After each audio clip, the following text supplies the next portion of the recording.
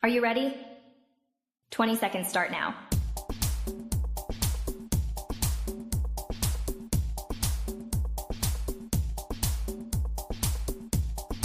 Ten seconds remaining. 5, 4, 3, 2, 1. Time's up.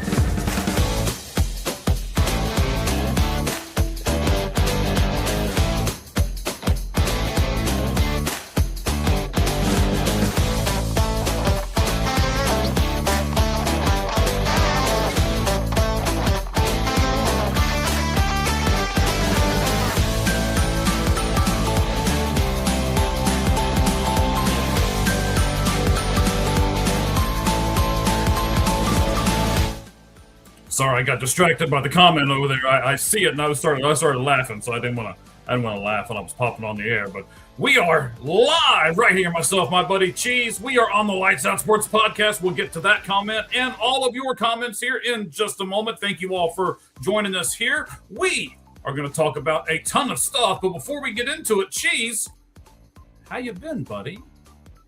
Well, Mike, I have been things and I've been stuff and things and stuff. How has Mike been? I mean, I can't complain. We are, as you know, my wife and I are getting ready to take a vacation. We're going to go back to the old stomping grounds where we used to live. We got people coming over to watch the house. We got, we're packing up. We're getting everything put together. We're throwing all the stuff in the vehicle because we're driving cross country. So, you're not going to stop in Texas, apparently. No, we will barely be in Texas. So, I don't know. Maybe on the way back we'll stop by the cheese plantation. I'm sure it's a huge place. So you have people staying in your house while you're gone, but you didn't offer it to me, is what you're saying. I did not. If you would like for me to do that in the future, I will keep you in mind for that, sir. But my daughter's going to be here taking care of the animals and all that stuff for us because we got a mini zoo inside this place. Oh, we know you have dogs because they bark sometimes. We can hear them. They do. When my wife comes home during the podcast, they go crazy. Yes, you're 100% right. Oh man, so Roger, I can't do it because we're going to have to. We will talk about the Reds later on in the podcast when we get to our baseball segment here. We're going to do the football stuff first because we got a lot of the Reds ERA, the Reds pitching. What's going on with that? We'll talk about it. We will talk about it. We'll talk about it. Yes, it is in the crapper right at the moment. There's a reason for it, but it's going downhill fast, and there's getting beat by the Royals at home 2 games in a row. I assume that means they lost today as well. I know they're getting beat 3-0 earlier, but I was prepping for the show, so I stopped watching. But we'll see. Probably smart. Probably so. All right, we'll stop that in the back. Cheese, before we get into anything else. Yes. Did you see that the cover for the new Madden game has leaked? Did you see the cover? I think it was Mike Vrabel and Diana Rossini holding this one. Yes. The cover has leaked, ladies and gentlemen. Yes. Oh my gosh.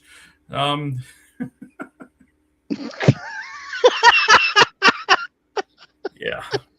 That would be epic. Oh my God. They would sell a record amount of copies.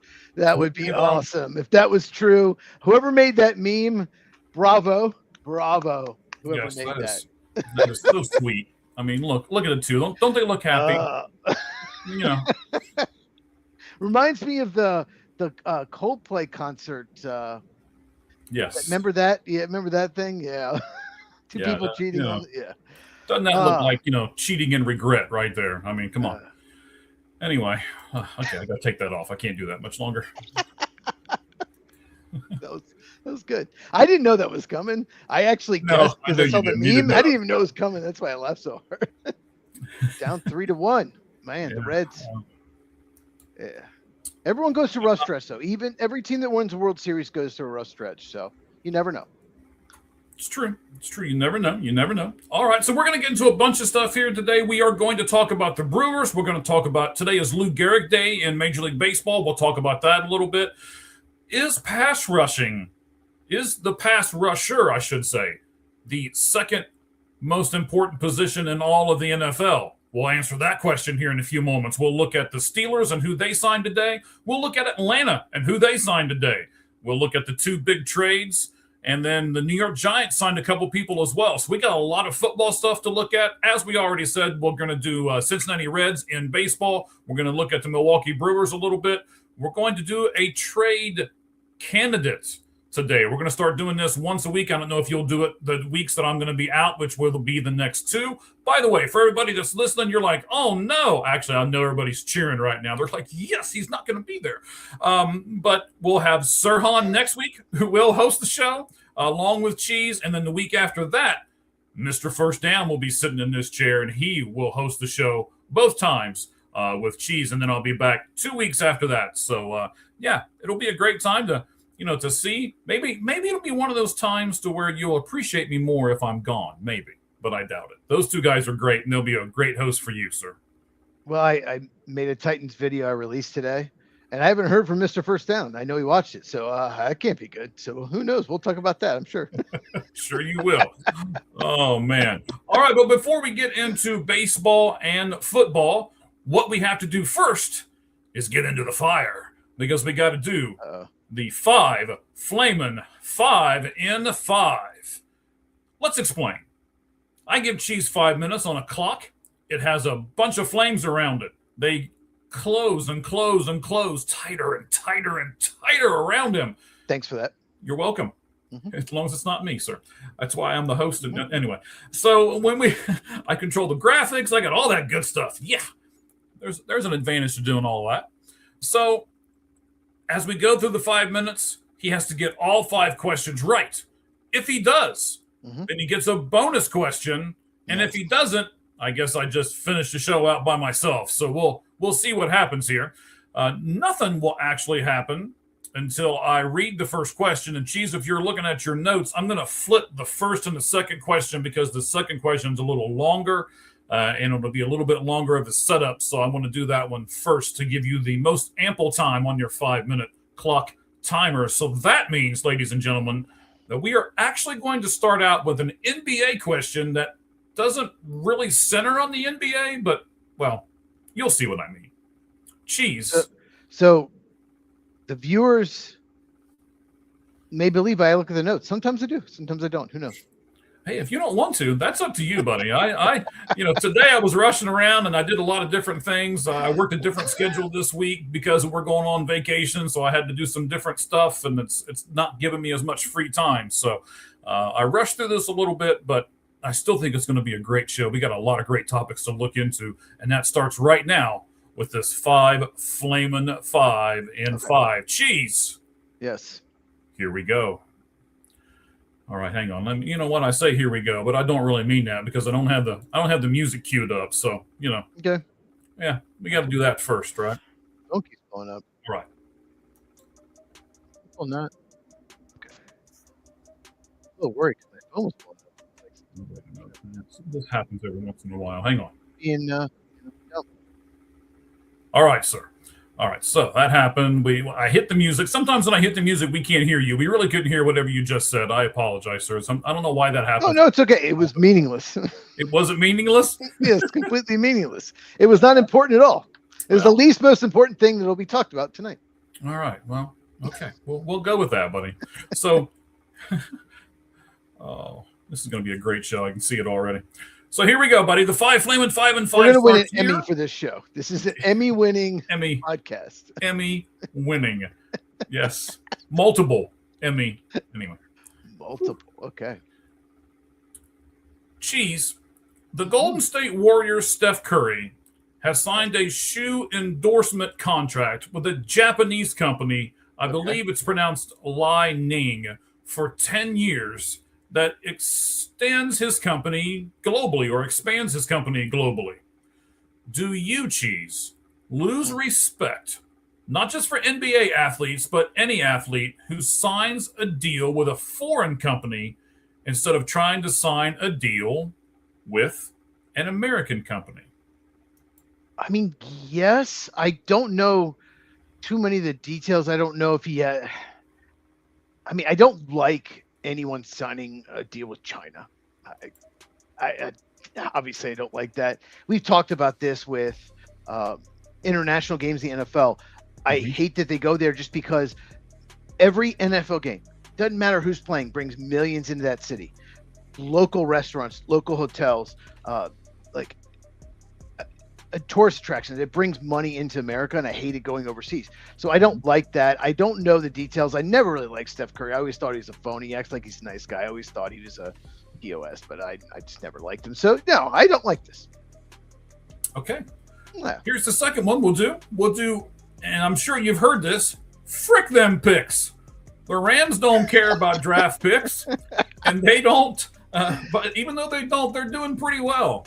You, sir, love draft capital. Yes. Are you coming around to the Rams' side? Even though their first-round pick was this guy named Jared Verse, who we'll talk about here in a little bit. What do you think? Are you coming around to that side? So what Mike's referring to is they have traded their first-round pick something like the last 10 years, something like that. Yeah. They rarely pick in the first round. Jalen Ramsey is a perfect example. They give up a bunch of picks for him. And now they're giving up picks for Myles Garrett. No, I'm not coming around their side. They've won one title. They won one title where Matt LaFleur gave the game to the Niners, or they probably wouldn't have even been in that game. It would have been Packers-Bengals, but whatever. If they won 3 titles doing it in the last 10 years, fine. They've won one title. And most people have already penciled them in. Apparently, they've already. Do you know they've already won the Super Bowl next year? Apparently, they have. Talk about that too. Yeah. So we'll see. But draft picks are cheaper. They're young. They're typically healthier than veterans. So no, I'm not coming around at all. You build through the draft. That's the main way to do it. But it's certainly been interesting to see the Rams have somewhat success. Trading first round picks. All right, Cheese, we are going to talk about the big trades, but the Giants signed Odell Beckham Jr. and they signed Juju Smith-Schuster. Will this help the Giants significantly, moderately, or not at all? Not at all. Juju Smith-Schuster separates worse than you do from coverage at this point in his career. I can separate from a buffet line pretty well. Yeah, so you're better than him. And Odell Beckham Jr., I mean, hasn't been good for 5-6 years at all. This is just, they're signing a bunch of veterans because they don't have a deep group, and they're hoping one finds the magic from 4 or 5 years ago. No, I don't even know if either one will make it. This is not at all. Not at all. All right, so question 4 of 5. The Atlanta Falcons extended wide receiver Drake London. They did it 4 years for $141 million, with $100 million of that $141 guaranteed. What does this do for the Atlanta Falcons, Cheese? Well, he's a really good receiver. This is a good move. And the fact that they got him at about $35 million a year sounds like a ton for a receiver. It really does. But it's still $5 million under Jamar Chase, $7 million under JSN. Is he as good as them? Oh, no, he's not. But he's still very good. And I think it's a smart move because the price will only go up. So get him now extended because eventually receivers, I hate to say it, are probably going to make 45, maybe 50 million a year. So great move for them. He's a very good young wide receiver, and he'll go up and catch anything. I think he might be the best receiver at contested catches in the NFL. All right, sir, question number 5. It's an interesting quote from Jackson Dart. I can't wait to get your opinion on it, and we'll talk more about it here in a moment. This is the quote. The NFL is more tolerant of players who sexually assault women than they are players who support President Trump or worship Jesus. Do you agree with him? Sadly, yes, I do. Especially ESPN. He said the NFL. That's kind of broad. I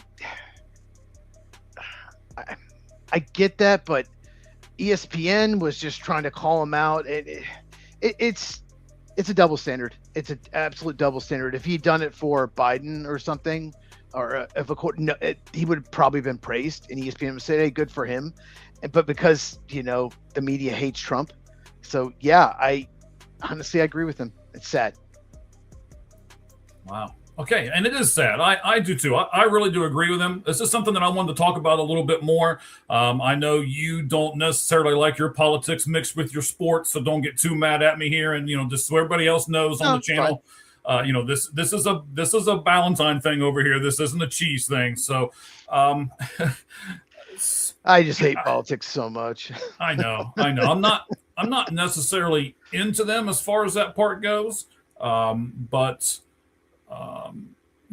This is something that I think we need to talk about a little bit and kind of go through here. So I've got some other stuff, Cheese. He said the NFL is more tolerant of. By the way, good job for doing the 5 Flaming 5 and 5 successfully. By the way, so how did I make it? I didn't even see the flames. How much time did I have left? You had like 3 seconds left, so you barely got it, but you did it, buddy. Well, I saw it was under a minute when I started the question. I was like, okay, good. I didn't die. That's good. No, you didn't die. That's good. You can still see yourself in camera. That's fantastic. Cool. So his actual quote was, the NFL was more tolerant of players who sexually assault women than they are players who support President Trump or worship Jesus. I am a pretty big religious guy. It doesn't really matter who I support as far as the presidency goes, and we'll actually talk more about that here in a moment with something else that Jackson Dart said. But I really have to respect his point here, Cheese.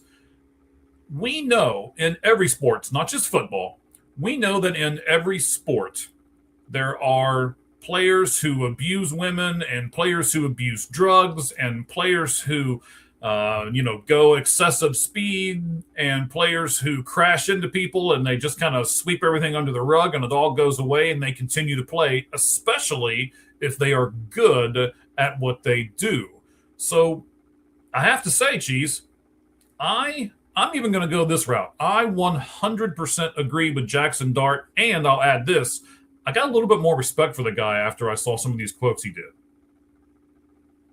There's a player who was drafted in the first round who indirectly led his reckless driving led to the death of the woman. When the story broke, Ian Rappaport comes on NFL Network. I turned it on and he said, the charges were dropped and it's not expected to hurt his draft stock, and then went on to the next story. Like, but if you have the wrong politics, oh my God, this is the worst thing ever. This could hurt the locker room. This would be the worst thing that ever happened to anyone. Politics is very divisive nowadays. We know that, but it's just like we're a country of free speech. You should be able to, like, if you love Obama, love Obama, right? That's good. That's great. Fine. If you love Trump, you love Trump. You're probably not going to agree on politics. Those two different people. But so what? I don't care. They have every right to do it. I don't like when someone comes out and talks. I don't like when athletes or celebrities, which celebrities do a lot, like Hollywood celebrities, but talk about politics and policy and whatever. But you have every right to like a candidate if you want to. And the other thing you said about Jesus, there's no religion that gets mocked more now than Christianity, and you're supposed to just take it. You're just supposed to take it. It's absolutely ridiculous. Like you're allowed to mock Christianity. You can do it on social media. You won't get suspended. You mock someone else's religion. I'm not going to say what religion. I think most of you probably know. You mock it once, you're a bigot, and they try to cancel you, and you're fired from your job, and you get kicked off that platform, or you have to you get a 24-hour notice, whatever. So I'm glad he brought up the Jesus Christ thing, because it's almost like you can't say anything as a Christian. Mm-hmm. And that's absolutely insane. This country is founded on Christian principles, and God we trust is on the dollar bill. Right. So I just wanted to say that. I have in my wallet, by the way. Yes. Yeah, and we are both Christians, and so obviously this means a lot to us, and Yeah, and that's the thing, right? I'm not trying to shove my religion down somebody else's throat, and I don't think Jackson Dart is either. He just No, made I didn't even know he was Christian. I don't see anything wrong with it. I didn't know he was Christian. So he also said, I don't know if you guys know where this whole thing came from. He introduced the president at an event the other day, and that's where this whole thing started, right? So when he did a press conference, did Jackson Dart earlier in the week, and he said, let me give you a few quotes here. He says, "I love my country. I have extended family members who fought in wars. I have 2 uncles who have retired from the Air Force Academy. The presidency position is one I have always respected, regardless of political affiliation or political party."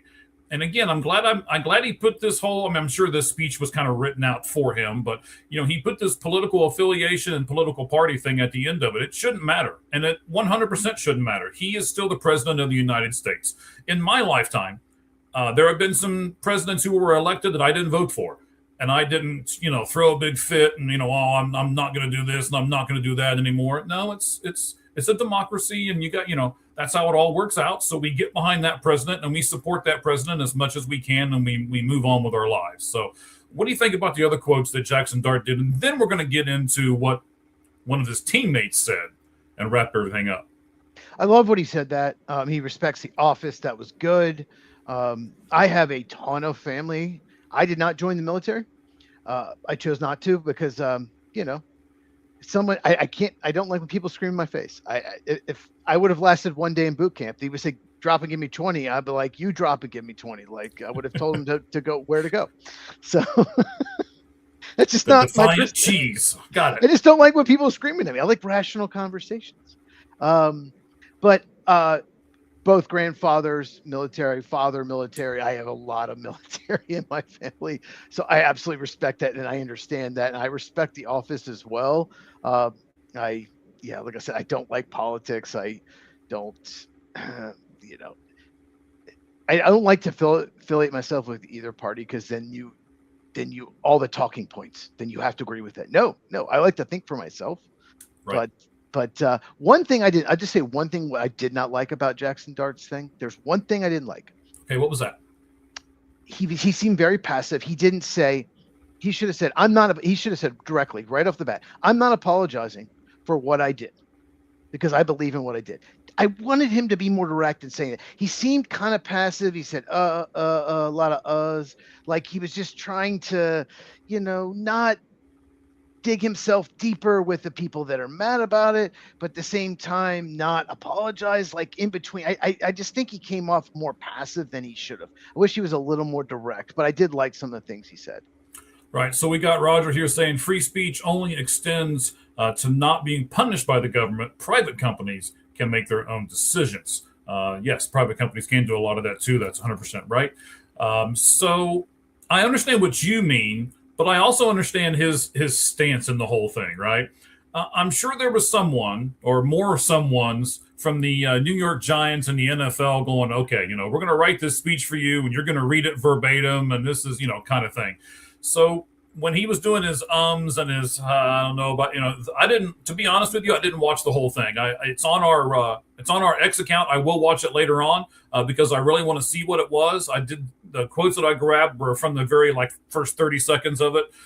So the whole 4-minute and some odd speech that he gave is on our X account. You can go to it at All Gloves Off XM and see it there. You can also see the one from Abdul Carter as well, also a New York Giant, where he says, let me give you a couple quotes, "If he chooses to align with Trump, it's my responsibility based on what I believe and what I stand on to show the world that I stand against it."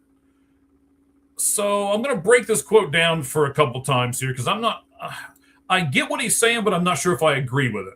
What he's saying is, I don't stand with Jackson Dart. I don't like Trump. It's pretty much what he's saying, right? And I want the world to know that I don't like Trump. Okay. Now he's allowed to not like Trump all he wants, and he's allowed to not like the Lights Out Sportscast all he wants or whatever, right? But is it his job to tell everybody? That's my question to you. No, he's a little bitch. Like he handled it horribly. Like Abdul Carter, that's fine. You don't have to like Trump. A lot of people don't like Trump. Some people like him. A lot of people don't. And I get the reason why a lot of people don't. There are things about him that are unlikable. But at the same time, like text your teammate. You were in the same draft class together. Those were their 2 first-round picks last year. Text your teammate to do that and try to call him out. Like, can you imagine if it was the other way around? Can you imagine if a player did that for Biden and then someone came out and criticized him because he doesn't agree with Biden's politics? Can you imagine the backlash? They would be the most hated person in America. There's a double standard. And it's like Abdul Carter, like, I know he's young, but what a little bitch. Like, this is not how you handle it. That's I think what's lost on this is Abdul Carter handled this worse than anyone, and that's not how you do it. And I'm guessing John Harbaugh had a talk with him. I think he'll probably not be this stupid in the future, but it was just stupid. That's not what you do. You do not try to throw your teammate under the bus. It's not like Jackson Dart came out and did a press conference and listed everything he hated about the left or anybody against Trump, and he put on MAGA hat and it's like, this is MAGA country, woohoo! Like, he didn't do any of that. He introduced the president. Like, Abdul Carter, get a freaking life. What a little bitch. Now, he did go on before you tortured him too much here. He did go on and do a few more quotes here that I'd like to read to you. And again, you can get this whole thing. This is also over on our X page. I want you guys to go there if you're a little more interested in this at All Gloves Off SM. You can see it on our X page right now. This again, going Abdul Carter about Jackson Dart. He says, that doesn't mean that me and Jackson hate each other or that we have beef. I sit next to Jackson every day, every team meeting. As long as we have the same goals as a team and our goals align, which they do, that's all that matters. He didn't write that. He didn't write that. You know he didn't write that. That's what they told him to say. Well, I don't know. That's just his quotes from his little conference that he had. I can't tell you who wrote what for him. His initial reaction was pathetic. He was being a bad teammate. He could have texted his buddy and say, "What's up? Why did you do this?" He didn't. He made it social. He made it an issue. And of course, ESPN and Emmanuel Acho and all those people like that, they're, the far left media is going to protect him. Like, oh, of course, Abdul Carter. Like, what is Jackson Dart doing? And so he's going to get protected. If it had been the other way around, he would have been vilified. And that's what I have a problem with. And I just, his initial reaction, that's not how you handle it. That's not how you respect your teammate. I don't like it, regardless of your politics. If it had been the other way around, I would have hated it too. I just don't think Abdul Carter handled it well. And I don't think he wrote that. I think he was told by the Giants PR team to write that. And, you and I are not going to agree on everything we talk about on this show. We're not going to yell and scream at each other. It's one of the reasons why we get along so well. You said it earlier when you were talking about the military stuff. I don't want anybody screaming and yelling at me, and I'm never going to do that to you, and you're never going to do that to me, and we're not going to do that to our fans. We're going to have, we're just going to talk about it. We're going to be civil about it, and we're just going to say at the end of it, maybe we just disagree. And that's okay. We don't all have to agree on everything, because if we did, Cheese, this place would be boring. Yeah. Agreed. You said it best. I have nothing to add to that. That was great. That was well said, Mike. Thank you, sir. I appreciate it. Since we'll wrap it up right there, right? You can't wrap it up any better than that. So I tell you what, let's do our NFL 4 down territory. Here we go.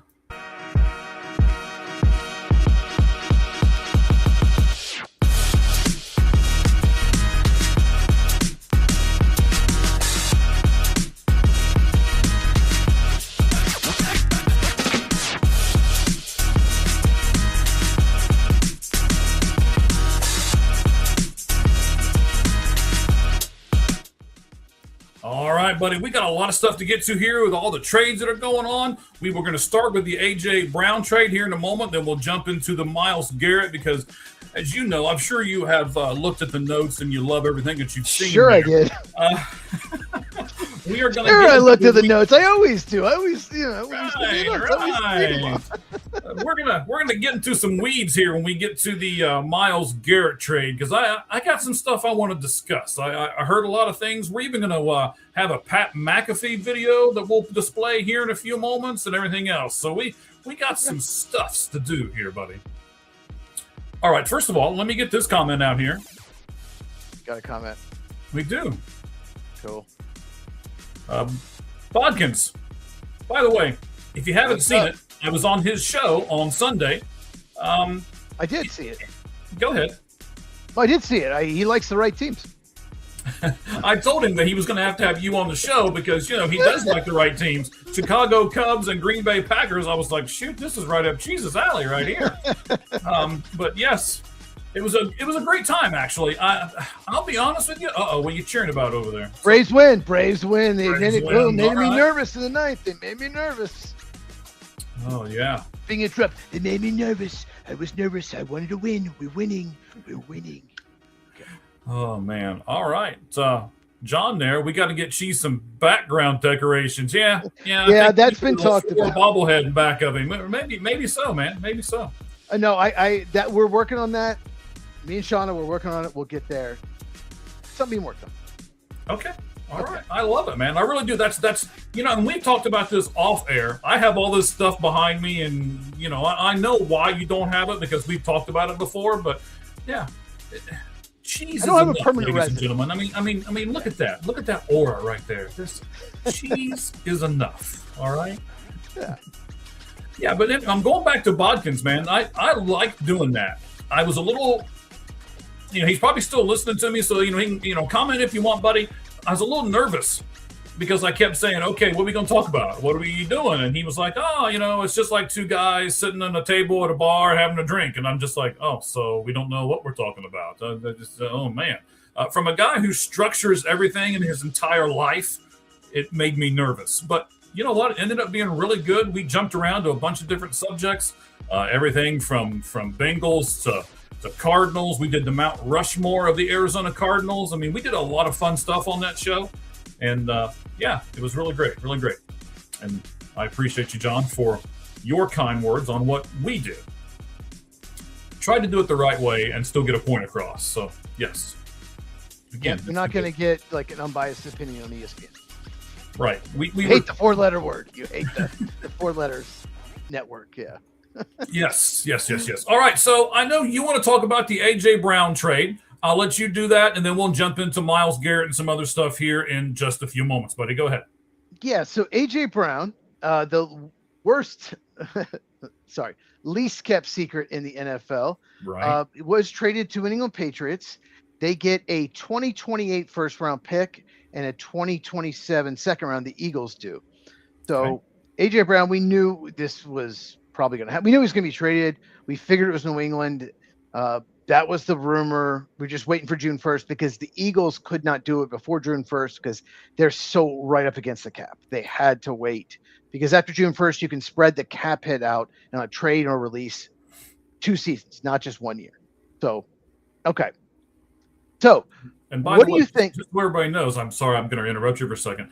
I'm going to work on this. I didn't realize there was so much stuff that was correlated with the June 1st deadline. I've got a lot of notes that I've taken over the last couple of days preparing for this show. And on my other show, The Sports Pulpit, we're going to go through probably a 2 or 3 short podcast form segments there on exactly what you can do and how it's helped some teams and hurt some teams and stuff like that. So go ahead, sir. So June 1st used to be 1 or 2 moves, but now I think every year we're going to see a lot of moves made. It's going to start being a big thing like on the calendar. You're going to circle it for the NFL. Like we might even have to do a hell no. Hockey is so boring. Yeah, We might even have to hockey do. guy, buddy. We might even have to go live on June 1st next year. We might have to. We may have to. I It's like it. becoming a bigger deal.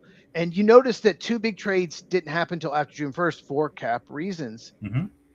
But A.J. Brown, once again, traded from the Eagles to the Patriots for a 2028 first, 2027 fifth.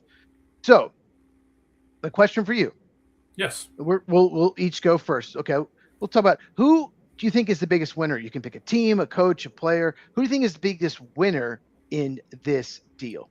Go ahead. Ooh. So I could pick anybody. You can pick a player, coach, team.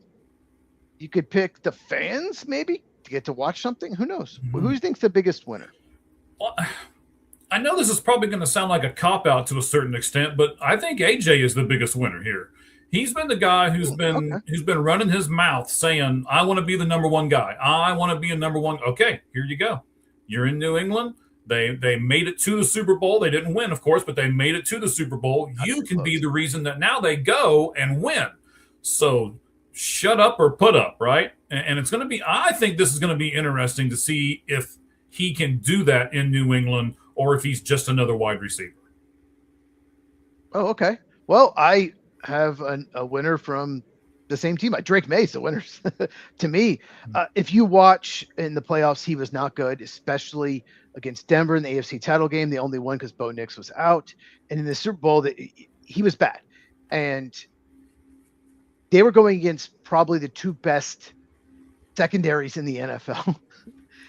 And his receivers didn't separate. It wasn't just the offensive line. Yes, the offensive line didn't play well, but his receivers could not separate and get open. And A.J. Brown does that. He's very good at getting open. He can get open downfield. He's good after the catch.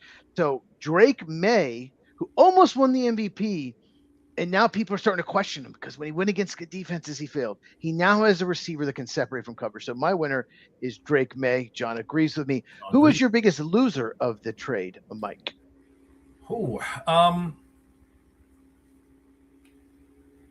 biggest loser. Is there one? I mean, the Eagles kind of get what they want. They get to get rid of all the turmoil that comes with A.J. Brown. AJ draft capital and get a lot of draft capital. Yep, and they got some draft capital. You know what? You and I are the winners here. The fans, the fans are the winners here. Yes, we won. We won something. Finally. Right? The fans are the winners here because we don't have to listen to A.J. Brown anymore. And if he doesn't do what he has said he can do, then we get to make fun of A.J. Brown, and I can't wait to do that. So my loser is Sean Mannion. That's my loser. I don't even know who that is. So go ahead. He is the new offensive coordinator of the Philadelphia Eagles. When you watch them, because I rewatch a lot of games in the summer, I watch a lot of film. So many teams, when you play the Eagles, I watch the defensive formations. The safety move a little bit over to that side. Like you cannot let A.J. Brown just go off for like 10 catches, 182 yards. You can't. And he's capable of doing that. So you have to know where he is. He is, like I said, he's a yard after catch threat. He's also a down the field threat. Like he is a weapon. I think he's probably a top 10 receiver in the league. So you have to know where he is. They don't really have that guy now. So it might be harder on Sean Mannion, who's going to be a first-year offensive coordinator. He was the quarterback coach of Green Bay Packers last year. It's going to be harder on him because defenses, they don't have to put a safety over there.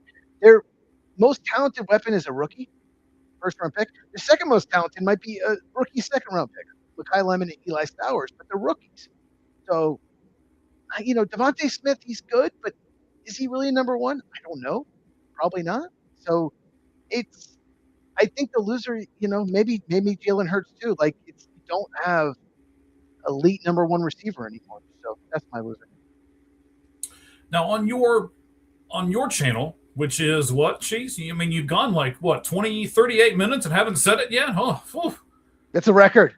Football with Cheese, CHEEZ, and you follow me on X at Football Cheese. Yeah, I'm doing a series of the 5 biggest off-season moves for every division each week. So I'm doing this off-season, and I just did the Tennessee Titans today. So I'm doing the AFC South this week. So make sure you subscribe and hit the bell so you don't miss any of my videos. Right, and I'm a little behind on retweeting them, so I'll do a better job of it over the next couple of days here. Now that we're done with this, I apologize to you, sir. You're one, but you're one behind. I'm going to forgive you for that. Well, I am a little behind though. Okay, there's a good question. How about this? Any final thoughts on the trade? Any other thoughts about it? Well, there's a final thought for you. He's too small to be number one, Mekhi Lemon, or I take it A.J. Brown. No, A.J. Brown's 6'1", 225. Kidding me? I think he's talking about Mekhi Lemon. He may be. Hang on. The thing is, though, like Steve Smith was 5'9", 185 pounds for the Panthers. Of course, he was a freak, Hall of Fame receiver.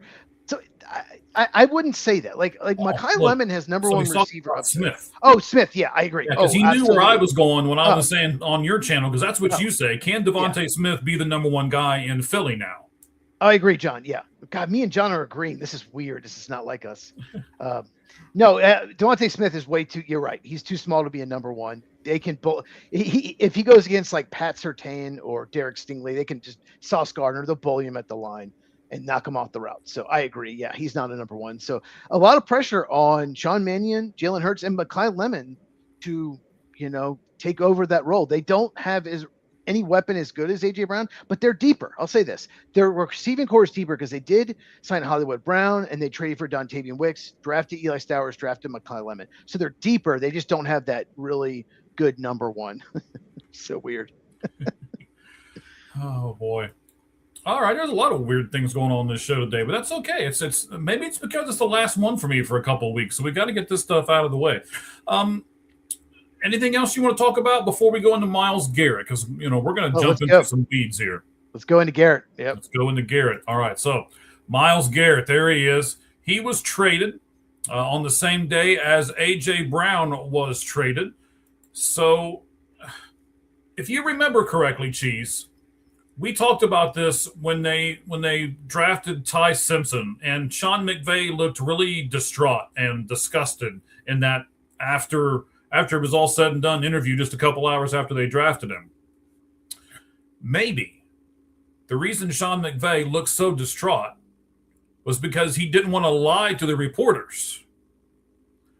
What if the Rams drafted Ty Simpson as a cheap way to fill the quarterback position so they could go out and trade for the two cornerbacks they knew they needed and the best defender in all of football and know they could spend tons of money on all of them but not have to spend a bunch of money on their quarterback? They can't come out and say things like, okay, well, we're lining ourselves up to make a trade for Myles Garrett, right? Because then they lose their leverage. But maybe that's what they were doing, Cheese. Maybe. And just reading that and listening to you, it makes some sense. It is also possible, they would not admit it, that they actually had a framework in place before the draft, but couldn't make the trade because, like I said, check out the Sports Pulpit. Mike does it on All Gloves Off Sports Media. Till after June 1st to make the contracts work. So maybe they had to wait till June 1st because they did it right on June 1st to make this trade work. So maybe they had a framework, and maybe the Rams knew. I ripped the Rams for not getting a player that could help them right away with that pick, because Ty Simpson's probably not going to play for at least 2 years. But maybe they knew about this. Maybe they had a framework in place. We're going to get Garrett. So like you said, Ty Simpson being the 13th overall pick is not going to hurt your cap room anytime soon, not for the next 2 years. So you have your possible quarterback of the future, and he's cheap, and we don't have to worry about that. Mm-hmm. And we're still going to get Myles Garrett because we already talked to. We're probably going to make the trade with the Browns, so it's very possible. And just throwing some stuff out there. Let me throw this one out there at you as well. So according to Adam Schefter on his podcast by the same name, the Browns and Myles Garrett quietly reworked the bonus structure on his contract. Cheese, if you haven't looked at the notes, I'm not sure if you know all of this. So instead of having all of his bonuses due on the first week of the new NFL league year, which is what most people do, they actually reworked all of this so that all of his bonuses had to be paid on June 2nd. And since Myles Garrett is now a Los Angeles Ram, the Rams have to pay him all of his bonuses, and the Browns got to save all of that money because they traded him on June 1st. So do you think the Browns set all this up in motion like beforehand? Like, we pretty much know we're going to trade you, but we're just going to set up little things here and little things there. And I mean, they saved a ton of money, by the way. And I'll have all the numbers on the Sports Pulpit for everybody, but they saved a ton of money by reworking his contract and pushing those, like the workout bonuses and there was 4 or 5 other things that they have that now the Rams have to pay for instead of the Browns paying for. Yeah, so I think Andrew Berry has said all along, I'm not trading Myles Garrett, because it's hard to get value for that kind of player, Hall of Fame player. I mean, he's unbelievable. Well, he's one of the best pass rushers I've ever seen. And so when he says that, you have all the leverage. Somebody has to blow you away, or give you a really good young player like Jared Verse too, plus draft picks. So it's very possible, but also it sounds like Myles Garrett got paid earlier. Is that correct? He got paid his bonuses earlier? He did for the first 2 years of the contract, and then they reworked it so that this year his bonuses weren't paid until June 2nd. Okay. Well, he had a no trade clause, so he had leverage too. So Correct. Browns had all the leverage. No, I mean, I think this was a trade. I sent you a thing that this was rumored that they were trying to trade for him. Do you 24 hours before it happened, I sent you that. Yes. Yeah, from a guy who had good scoops in the past. And you mentioned his name on your show at Football with Cheese. Yes, he had good. He's a Packer insider actually, but he had a lot of good stuff in the past. He's the one, like the day before Parsons was traded, he was Parsons. He had that rumor that the Packers were working on it. Yeah, if you listen to if you went over to Football with Cheese and you listened to when he did this, when he broke the news that Myles Garrett was getting traded, he said on his own show, he said he didn't want to admit it, but he did say on his own show that Myles Garrett is better than Micah Parsons. Very slightly, gun to my head, better. But yeah, the Browns had all the leverage, so they could sit there and wait until they had the right deal from the right team. And Myles Garrett also had leverage because he had no trade clause. So, yeah, I think the Browns played this really well, and I think the Browns had an amazing offseason, and I've never said that before. All right, so we're going to play a video for the first time here on the Lights Out Sports Podcast because the old man over here is finally figuring out how to do videos on here too. Look at me. So this is from the Pat McAfee show earlier today. I like Pat, some of you probably do, some of you don't. That's not really the issue here. But this is interesting.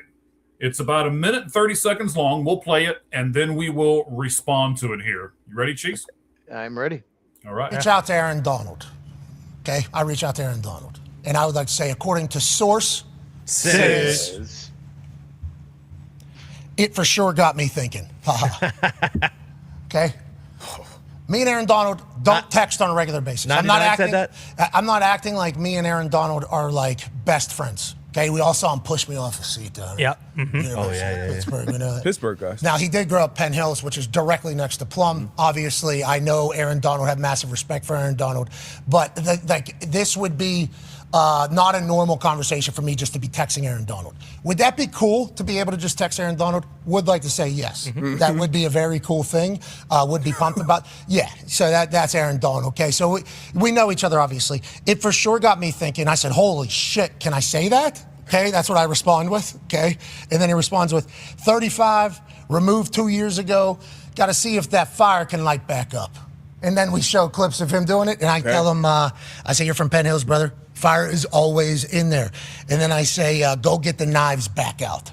Okay, and then there was a laughing response. If Aaron Donald comes out of retirement to work alongside Myles Garrett in that entire defensive line, and the Super Bowl is in LA again, yeah, Snead and McVay are going to look like they're the best of all time. Mm-hmm. They're the greatest of all time, being able to just build these things the way that they're building it, which goes against completely how everybody else is seemingly trying to do it. You know, the draft picks thing became a thing with Les Snead. They end up winning. Frick these picks. Yeah, that's what he said. Well, that's what the NFL put out, so. Frick them picks. Well said. Frick them. This is what happens. I know. We do. They're still hitting on them, too, the picks that they do have. Yeah. That they're fricking? Like Puka, what was it, fifth rounder? Yeah, fifth, fourth. All right, Chiefs. What? I mean, if the people are saying the Rams are going to win the Super Bowl now, if Aaron Donald comes out of retirement and gets added to that line, I mean, should we just give him the trophy now? You can't just give him the trophy. This is not NBA. It's not some super team. You never know what's going to happen. And I mentioned this when I did my reaction to the trade. This is great. They have the best roster. I don't think anyone's going to deny that. Most people are going to pick them to win the Super Bowl. Definitely pick them to win the NFC. What if Matthew Stafford gets hurt? If Matthew Stafford gets hurt, they're not winning. They don't have anyone behind them worth a crap. Are they going to play Ty Simpson? Is that who they're going to play? So, you can't give him the trophy now. I did send you something on X. I don't know if you can pull it up. If it takes too long, don't worry about it. But I'm a little skeptical about this for the very reason for what I just sent you.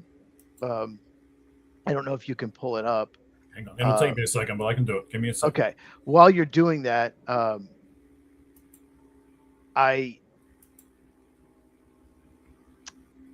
he is 35. He hasn't played for 2 years, but when he did retire, he was still playing. He was still the best defensive tackle in the NFL. Chances are he won't be that good, but even like 80% Aaron Donald is still probably the best defensive tackle in the NFL. That's what's so crazy. That's how good he was. Ask the Cincinnati Bengals about Aaron Donald, because they win the Super Bowl no problem without him. I mean, they win that Super Bowl. They couldn't block him. They were double, triple teaming him and still couldn't block him. And Cooper Kupp won the MVP. He shouldn't have. He had no business winning that MVP. He was very good in the game. Don't get me wrong. But Aaron Donald changed that entire game. Okay, I believe I've got what you want me to pull up here. It was the last thing you sent to me. I think that's what you want me to pull up, right? Yes, that is Erica Donald. That is his wife. As we know, a lot of times, I'm not saying Mike, I'm not saying you, but the wife a lot of times is in charge. And it sounds like my wife's in charge. You can say it. Okay, yeah, she's in charge. So I think Erica Donald. I can't even talk. I think Erica Donald. This says a lot to me. This says hilarious, meaning he's not coming back if she has her say, and she's probably in charge. So I'm just going to throw a little cold water on it. I could be wrong, but yeah. That's fine. You can throw cold water on it. That's fine, sir. No problem. I just think it's interesting. You can't. Aaron Donald had the ability on a Pat McAfee show to just go, nope, not even thinking about it. Don't put me out there. Don't. But he didn't. So you're saying there's a chance he's getting in shape? Well, I don't think he's ever been out of shape, but true. Getting in better shape, getting in more football shape, but right? Y'all Hilarious says she doesn't think, she thinks it's funny. Like, she didn't say not happening. That would have been probably, I think, better chance it happens if she said that. She just said y'all Hilarious. It's so funny to her that there's any chance he comes back. And if she's in charge, we'll find out. If he comes back, we'll find out. But if she's in charge, he's not coming back. Just saying. All right, so I've got 2 more points here on this Myles Garrett thing, and then we're going to move on to what's Cleveland going to do with what this trade has given to them. So, Chiefs, the Super Bowl is in L.A. this year. Do you think that's a motivating factor for what the Rams are doing and trying to build this almost like an NBA super team right now? I think it is, but slightly. I don't think that's the biggest thing. I think maybe that's a little bit to do with it, but I think the main thing is Matthew Stafford just won the MVP. He's toward the end of his career. You never know what's going to happen with Ty Simpson. Like, they're right there. They were so close to making the Super Bowl, and they would have beat New England. I think you agree with me that there were like 2 or 3 plays in that game. You flip them, they win. They probably win easily. Like, they just were so close, and we need to make sure this doesn't happen. We need to shore up our weaknesses, cornerback, and we need to also make sure maybe we get better at other positions. We have to be able to beat the Seahawks. That's the thing. They got to cover JSN. They couldn't cover JSN, and they did that. They got Trent McDuffie, Jalen Watson, right? Yep. But let's also improve the pass rush. Let's also maybe get after Sam Darnold better, get Myles Garrett. So that's the team. They designed a team to beat the Seahawks. That's what they're doing, because that's the only team I think they fear that could stop them. I don't think anyone in the AFC they're worried about. So that's what they're doing. They built a team. You're not worried about Denver? I don't think so. Denver does not have JSN. They don't have a receiver that's going to destroyed their secondary. That made their secondary not know what the heck they were doing. JSN just ate them for breakfast. It was bad. It was really bad. And if they could have gotten consistent pressure, and they did get some pressure. Jared Verse actually had a very good game in the NFC title game. But if they gotten even better pressure, it would have helped the secondary out as well. So they doubled down. Let's also improve the pass rush. And they took, the biggest weakness, cornerback, and probably made it a strength. So I think the motivating factor is Matthew Stafford's age and how good they are. Just clean up a few weaknesses. Like, just look at their roster overall. There's one position that worries me, and that's right tackle. That's it. That's the only thing I'm worried about in their entire roster. They have a good player, at least good or above average, everywhere on that team except for right tackle. That's the only one that worries me. All right, Cheese, you're setting me up really well. So, final point here. Is this a good thing for the NFL as a whole? Because I can remember another team who has been looked at, all right, I'm seriously, I can't remember another team who has been looked at in an offseason as Super Bowl champions like this team is being looked at right now. So, well, I'll tell you what, answer that part first, and then we'll look at it from an Arizona perspective and a Seattle perspective. We'll do that here in just a second. Not since I was a kid, like 49ers and Cowboys teams, maybe in the 90s, they were looked at as the huge favorites. It's been a long time. Yeah, I can't remember since then. Those teams were just absolutely loaded. The game has changed. You have teams draft smarter than they used to be. Jimmy Johnson was just drafting way better than anyone else with those Cowboys teams. Like, teams have gotten smarter. You have the salary cap. There's a lot more, so you can't, it's rare that you have just like a super team. All right. So then if that's the case, look at it from the poor Arizona Cardinals perspective, right? I mean, they were going to get slaughtered beforehand. What's going to happen to this poor team now? Well, Paris Johnson's not gonna, he's going to lose a little sleep maybe. I don't think they were going to beat the Rams either game anyway. So I don't think it affect. I think the Cardinals are probably the least affect team on the Rams schedule because they weren't going to win those games anyway. Okay. I honestly, like, I can't argue that point. Hey, maybe Paris Johnson, maybe it's good for him. Maybe he gets to go up him twice a year and he can get better, maybe. So honestly, I don't think it'll affect the Arizona Cardinals. I think it'll affect every other team on that schedule. And Green Bay has to go to the Rams on Thanksgiving Eve, I believe, in LA. So with Jordan Morgan, an unknown as their left tackle. By the way, you want to trade Paris Johnson? I'd love for the Packers to trade for him. We want Josh Sweat. We want Tyler Algier. We want Will Johnson. Give us all those guys, man. Why not, right? Just sell the farm.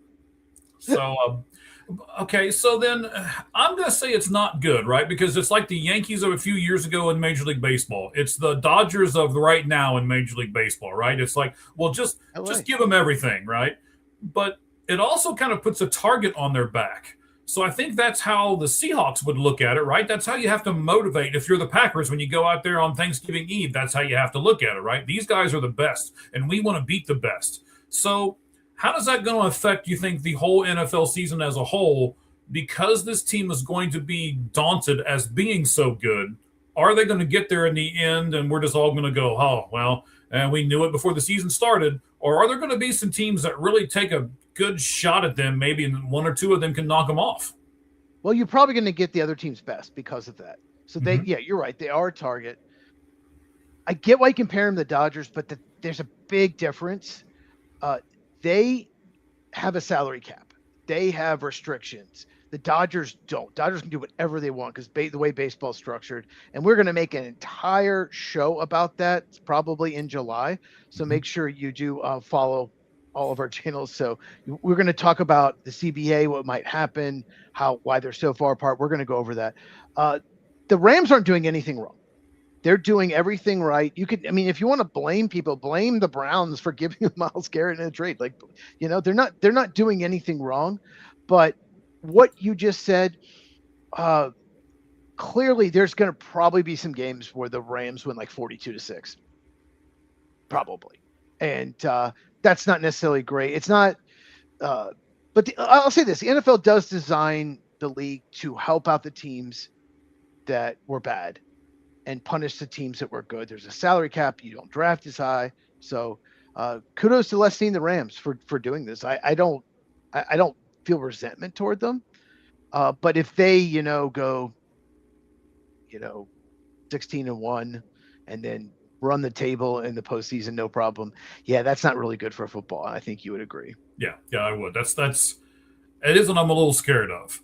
We'll see how the season unfolds. This is what we're looking at on paper, right? We say that all the time. It looks good on paper, but what looks good on the field? So we'll get to all that, I'm sure, more as the season actually gets here and we start looking at games and things like that. So, well, real quick, I mean, just look, who had Seattle and New England in the Super Bowl? That was fun. The Super Bowl was not entertaining. It sucked actually, but because it wasn't really close. But it was fun that those two teams made it. That's what the NFL should be. You should have 15, 18 teams that can make the Super Bowl. You should. That'd be great. That's more entertaining. Yes, I agree with you, and I'm just afraid that this year you're going to get some of these teams that now are really not even going to try. I mean, why should the Cardinals try when they go up against the Rams? They're just going to get slaughtered. They should try really hard to give the Rams a game to make sure they get the first pick in the draft. That's what they should be doing. But if they lose to them, they're going to get that first pick in the draft. I mean, that's the way that the NFL is structured. I'm thinking Dante Moore would be a great Arizona Cardinal. Maybe. I think Mike would buy the jersey. I might. So, Cheese, what about Cleveland now? What's next for Cleveland? Let me give you some numbers here. So, Verse makes $2.17 million in 2026. He makes $2.85 million in 2027, and then there'll be a fifth-year option. While Myles Garrett makes $8.1 in 2026, $16.6 in 2027. He makes $21.38 million in 2028, and then in 2029 and 2030, you ready? Whew. No. He makes $57.99 million for those last two seasons apiece. I'm going to tell you right now, geez, I know everybody's saying how great this thing is going to be for the Rams and everything. I think Cleveland won this trade. Cleveland wins this trade if they do something with his draft picks. Recently, the last 2 years, they've done better in the draft. If they hit on those draft picks, they could win this trade. They could. As far as money goes, though, you made a really good point there.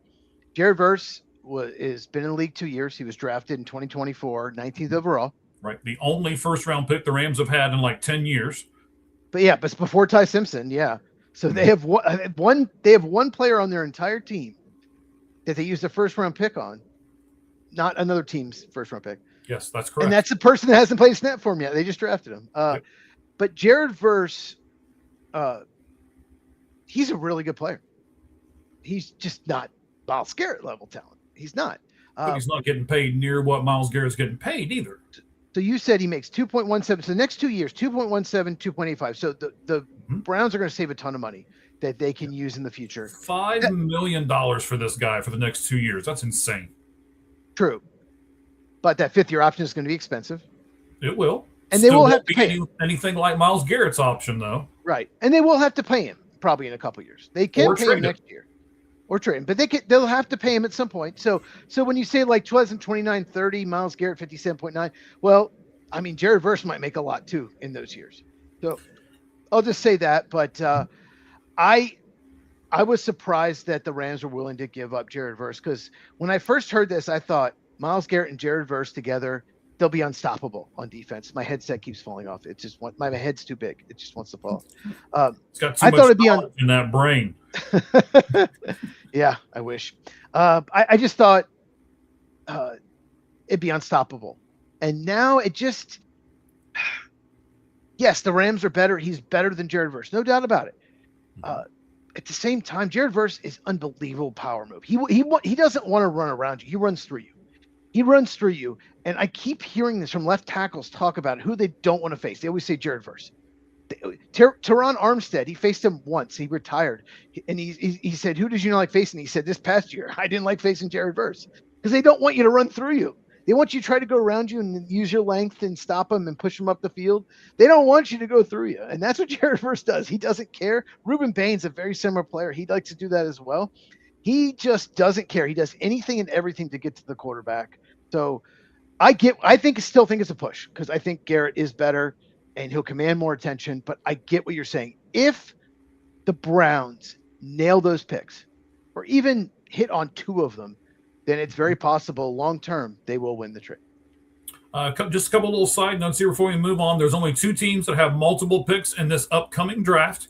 You and I both think this upcoming draft is going to be just full of superstars. The New York Jets have 3, and now the Cleveland Browns have 2. The second point that I really want to make here is that we said it earlier. I said it earlier when we were talking about the quarterback. Maybe they want to make sure that they're not paying the quarterback a ton. And if you look at that Myles Garrett contract, basically $60 million for the last 2 years, that contract each year. So they're going to get Ty Simpson cheap. That way they can spend on these other toys that they're going to have and hopefully build a dynasty up until that point. Now, once they get there, who knows what's going to happen. But if I'm a Rams fan, I'll take really good play for the next 5 years and just, okay, we'll throw the cards up in the air and see what happens at the end. And then, like I said, I also think this is better for the Browns because this kind of feels better for their timeline. They're not going to be good for the next 2 or 3 years at least. So why keep a guy like Myles Garrett? That's what I think both of us said when they signed Myles Garrett, right? Why? He's going to be older by the time you guys get better. So now they get Jared Verse, and he kind of fits that timeline for them a lot better. The thing that I had heard was that they were not going to trade Myles Garrett until they basically said to the Rams, we want Jared Verse, thinking they're never going to do that. And they went, okay, we'll do that. And they probably resisted. Yeah, I mean, the Browns then had to do it, right? Well, I think the Rams probably resisted that for a while. I'm sure they finally did. And I wonder if more draft capital is involved. I wonder if the Rams said, okay, we're not giving up Verse, but we'll give you like 3 first-round picks. And the Browns were like, no, we want Verse. And then it became first rounder next year, then second round the year after that, and then 2029 third rounder. So it's a first, second, third, but in future years. So when you give up, it's not like a first, second, third the next year. Like that would have been a bunch. It's when you spread it out, it's not as bad. And it's, in the future, like a third rounder in 2029, it's not really a lot. It's not a great pick necessarily right now, because it's so far in the future and it's only a third rounder, even though they're valuable. So I think that's probably what happened. They insisted on Verse, and then the Rams said, okay, but we're going to spread these picks out, and it's a 1, 2, and a 3. It's not 2 1s and a 2 or 3 1s. You're going to spread it out, and we're not giving us much draft capital. And the Browns finally said, okay, let's do it. All right, so I'm going to be away for the 9th and the 16th. As we've already said, Sirhan's going to do the 9th with you. Can't wait to watch that show. Going to take a little bit of a break. I'm going to be gone on the 16th as well. Mr. First Down will be here for the 16th. He'll be doing that show with you. Then when I come back on the 23rd, Wayne Gregory Jr. will be here from Aniba Sports. And on the week after that, June 30th, Benjamin Munguia will be here. You can get him at Just Jarman. He does a lot of sports stories and stuff on a couple of other platforms and things, and I wanted to get his take on a lot of other stuff that's going on. So 2 great guests coming with us, and we got some other guests that I'm lining up. Cheese, I think we're starting to get some traction here because people are starting to contact me of being, hey, I want to be on the show. I've seen you've been putting guests on the show, and I want to be included on that list. So yeah, we'll see what happens here over the next few weeks. All right, last thing here on our NFL 4-down territory is the Pittsburgh Steelers. I believe his first name's Nick, right? Nick Herbig? Yeah. Yeah. They signed Nick Herbig to a massive, massive contract. There's Nick. Hang on, let me take the banner off the top here real quick so that you can see Nick a little bit better. Covering up his face right at the moment with Lights Out Sports. There we go. There's Nick. So they have signed Nick Herbig to what I would call a massive contract. 4 years, $100 million with $42 million of it guaranteed. So, Cheese, here's my first question. Is this what 7.5 sacks get you in the NFL now? It's not about the sacks. It's not about the sacks at all. There are players that have gotten 10 sacks in a season that aren't even any good. They just either the coverage is good or they just effort sacks. It's not about the sacks. It's about impact. Pass rushing is about pressures and how you impact the game. And Nick Herbig impacts the game. You know me. I watch a lot of film. I go back and watch the games. This dude, he's a dude. He's a stud. He's not a great run defender. He's like a 240 pounds, undersized, but he is a really good third down pass rusher, designated pass rusher only. And I wasn't surprised when I saw this. You obviously were. Yes. But he impacts the game. And obviously it helps TJ Watt, probably draws more attention, but he's usually the other guy on third downs and he gets a ton of pressure. He impacts the quarterback. So yeah, I think it makes sense. I mean, I think this is what separates people like you and I. I'm a bigger baseball guy, and I'm a fringe football guy. When I saw this come across the X account today, I was like, who is this guy making $100 million? I literally had to look him up because I didn't know who he was. You know, I don't like Pittsburgh anyway, so I don't follow them too much, Bengals fan. But, I was like, who is this guy making $100 million? And then I saw 7.5 sacks last season. I'm like, 7.5 sacks? That's it? So it got me wondering, is it safe to say, Cheese, that pass rusher is now viewed as the second most important position on a football field behind the obvious one, which is quarterback? So. Here we go. I would say third. Okay, so what's second? Because you have to protect the quarterback. I think offensive tackle I would put second because they're the ones stopping the edge rushers. They're the protectors of the quarterback. So very close between 2 and 3, but I would actually put tackle. But yeah, edge rusher, quarterback, offensive tackle, edge rusher. That's 1, 2, and 3. Quarterback's obviously number 1 by far. And then the next 2 are in their own class, in my opinion, are left tackle or offensive tackle, left and right tackle, and then edge rusher. So where would you put receiver? Well, defensive tackle would be 4th. Oh man. While you're thinking about it, probably 5th. Probably 5th. So okay, go ahead. We're gonna pull up a chart in a minute that talks about one of these positions here, the edge rusher position. But before we do that, here is Adam Schefter tweeted this out earlier. I saved it. The highest paid receivers in the NFL on a per year basis. Mm-hmm. Okay, number 5. So these are the top 5 highest paid receivers on a per year basis. Okay, 5 is CeeDee Lamb, $34 million. 4, I thought he would be higher than this. Justin Jefferson at $35 million. Number 3, now we just spoke about him in the 5 and 5 flaming 5 and 5. Drake London becomes number 3, $35.25 million. Jamar Chase, who I thought would be number 1, is not. He's number 2 at $40.25. Crazy. Jackson Smith and Jigma is number 1, $42.15 million, which, I mean, that's $2.15 million higher than number 2 at Jamar Chase. So some big time money for these guys. I mean, these are not, this is not a little bit of change. This is a ton of money. And you're putting wide receiver clear down at the 5th position, yet they're getting paid. I mean, shoot, I don't make that much dollar an hour. Never mind million in a year. I mean, gee, many Christmas.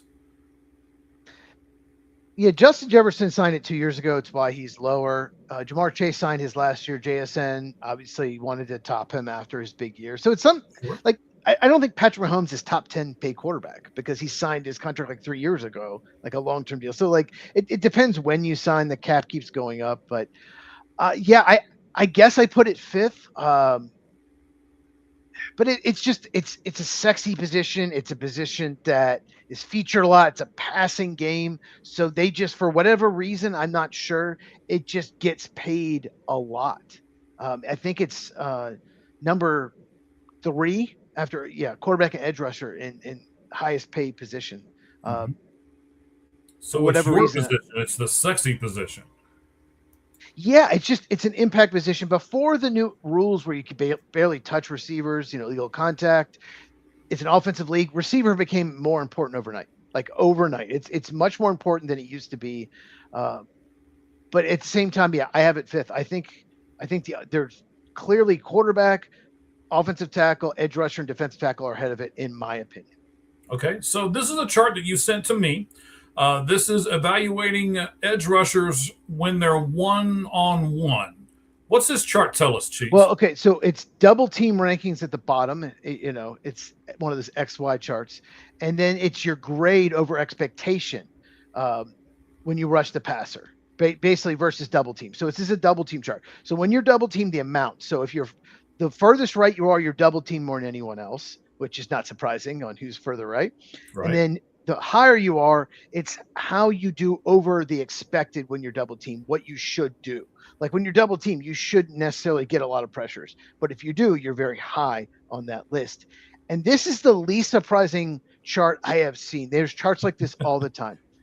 Upper right, Myles Garrett and Micah Parsons. And then you got Will Anderson, Aiden Hutchinson of the next tier after that. That's it. Those are the 4 best pass rushers in the league. And Garrett and Parsons are in their own level. And then Will Anderson Jr. and Aiden Hutchinson are in their own level, in my opinion. And then you have people like TJ Watt and Max Crosby, Jared Verse, people like that. So this chart, this passes the eye test. This is the least surprising chart I have seen on X. Well, thanks for making our stuff that we put up here seem inconsequential, sir. We appreciate that. No, it's consequential. It's just it makes sense. I love that stuff that makes sense. I love that. Okay. And we'll put that up on our X account as well if you want to see that later on. I don't have it up right the moment, but I will put it up on our X account here in just a little bit. Okay, so, as we wrap up everything in our football segment here, sir, according to Adam Schefter, Nick Herbig is the only non-quarterback to surpass 100 million without starting an entire NFL season in his career, because he was recently drafted and he's only 24 years old. Right. Is that good for the Steelers or bad for the Steelers? I don't think it matters. Honestly, you don't want more experience before you give somebody $100 million? He's been in the league 3 years. He's been good each year. Like he was like a 4th or 5th round pick out of Wisconsin, and he played good from the get-go. Like, I rewatch a lot of games. He impacts the game. There are times, his sack totals aren't necessarily like super high. I mean, they're decent. They're not terrible, but he impacts the game. There are times where he gets a pressure, causes incompletion, or causes a turnover that has helped them win games. And we know the Steelers are pretty much overachieved the last couple of years. They're making the playoffs. Mm-hmm. They don't necessarily have the greatest roster. So, no, I wasn't surprised by this. And you mentioned 7.5 sacks. Bowie Mafe got $20 million a year from the Bengals. He had 2 sacks last year. But if you watch the Seahawks, he impacted the game a lot more than that. It's not necessarily about getting the guy on the ground. Yes, that helps. Ideally, you want to get the sack. But pressures are more consistent. And, I'll just say this. Rashawn Gary at one point last year led the league in sacks. He had 7.5 of the first 7 games. Okay? Okay. So many of his sacks were because Micah Parsons got the pressure and the quarterback ran away from him right into Gary. Right into him. Okay, like he got all these luck. Like 4 of his 7.5 sacks were complete luck. Mm-hmm. 2 other ones were because he played the Browns offensive line. That he just went around that right tackle. A guy I didn't even know who that is. It was some backup. I had never heard of him. So The point is, like 6 of his 7.5 sacks at that point were gimmies. So consistently pressuring the quarterback is more important, and Nick Herbig does that. So I think it's a good signing for the Steelers. I like the move. But that's what is the difference between a Nick Herbig and a Myles Garrett, right? Myles Garrett gets the guys on the ground, and that's what makes him that elite guy at the very top of the list, right? Oh, absolutely. He does with those long arms, but he also has double and triple teams. And Nick Herbig gets a lot of one-on-one because TJ Watt's the one who draws attention. But Myles Garrett impacts the game so much more than Nick Herbig. But nothing. I mean, Nick Herbig's a good edge rusher, and the Steelers should be happy that they re-signed him. All right, buddy, we got it. So what we're going to do next is we're going to jump into our baseball talk. Of course, it is 4 pitch talk. Cubs suck, by the way. I thought they won. Oh no, the Braves won. Sure, the Reds must have lost. Let me check. What's that? Nope, they won. They beat the Royals. How's Ellie doing? Is he hurt? I think he's hurt. We'll right? talk about that in a minute. Oh, okay, yeah. I should. Yeah, that'll be the first thing we talk about. That's kind of why I was doing all that for. Oh, Steer had a monster game. Monster game. He had 2 home runs, 3 RBIs. They won 4-3, or 2 RBIs, 2 home runs, 2 RBIs. So he got everything for him. So Spencer Steer, monster game. They needed someone to step up with Ellie on the show. Okay. Anyway, They're going to need more than one person to step up, but we'll take one person at a time for the time being. All right, guys, this is our MLB 4 Down Territory segment. We are going to talk about the Cincinnati Reds. We're going to talk about Lou Gehrig. We're going to talk trade Tuesday trade candidate. That's what we're going to do. And we're going to talk about Mike Trout when we talk about the trade candidates. And, of course, then at the end of the show, we're going to wrap everything up by doing our batting cleanup presented by ForwardFan.com. And we will give you 4 tidbits from this past week in baseball. All right, Cheese. The Cincinnati Reds have suddenly been decimated by injuries. Let me rattle some of these things off to you here real quick. In the last few days, they've lost Graham Ashcraft, a reliever, to the 60-day DL. They lost Paris Johnson, another reliever, placed on the 15-day IL. Chase Burns has not been placed on the IL, but he has been sick. He's supposed to pitch the game tomorrow, but they were undecided, and is against the Kansas City Royals. Closer Emilio Pagan, as we were watching this, we were doing this show a couple weeks ago. You squawked in the middle of the show, and I was like, what? And it ended up being that you knew Emilio Pagan had been hurt, so he has been out for a while. He is not scheduled to return until around July 4th. Brandon Williamson, their 5th starter, has shoulder fatigue, was put on the 60-day DL on May the 6th. Hunter Green, probably their number 1 guy as far as their rotation goes, is now starting to throw bullpen sessions, but he's still looking more like a July return. Brett Lauder, who was their 4th starter coming out of spring training, is making his rehab start tonight at AAA Louisville. If Roger or Ricky's still listening, shoot me over a message on how he's doing tonight in Louisville. And wow, I almost called you Roger because I was talking about everybody else. Cheese, that's just the pitching on the Cincinnati Reds. They are one of these teams, Cheese, and you know this too. They need to have all these guys intact because they can't afford to go out and buy a whole bunch more players. What are they going to do here, buddy? I don't think there's much they can do. Is just stay the course, hope to get healthy, and hope the AAA guys they called up can keep them in the race. I get what you're saying. They don't have the resources other teams, but the Cubs have gone through something similar. They have 4 of their would have been their projected starters out. They have a couple bullpen guys out, like Justin Steele, Cade Horton, Edward Cabrera. He's coming back this Saturday, and Matthew Boyd are all out. They would have been 1 through 4 on their starting. They're so they're starting people like Jordan Wicks. Can't get anybody out. But there's really not much you can do. You just have to call the guys up from AAA and hope they can keep you in it until those guys come back. So Ellie De La Cruz and Ke'Bryan Hayes, who are both arguably their 2 best defenders, and Ellie is their best player by far, they're out as well. They're in trouble, Chiefs. I'm as a Cincinnati Reds fan, I'm worried. I'm going to try to be Mr. Optimism. That's not like me. I'm usually the grumpy one. Okay. Spencer Steer stepped up today. Okay. Yes. I just look at their lineup. Like we talked about this before the season started. They probably have like 11 guys that could start in 9 spots. So they just need some guys to step up to hit. We know South Stewart, really good rookie. Spencer Steer would be great stepping up. Stevenson needs to be better. McLean needs to step it up. Like they have guys with talent. Bleday's been very good this year. I think. Yeah, JJ Bleday has been carrying that team on his back. Even Suarez has been disappointment. He needs to step it up. But they have guys. Suarez is streaky though. He'll carry a team for 2 weeks and then he'll be terrible for a month. True, but they have a lot of guys in their lineup that have not been as good as they should have been this year. So they just need to step it up. They need to start scoring more runs. And like I said, Will Benson, he needs to do something. Some of these guys, they're better than their numbers indicate. They just need to step it up, and they need to start scoring more runs and outscoring people. That's what they need to start doing. And good start tonight that they did get the close win. So sometimes though, Cheese, when your main guy goes down and the team has a meeting or the manager gets together and they say, okay, boys, we need to step this up.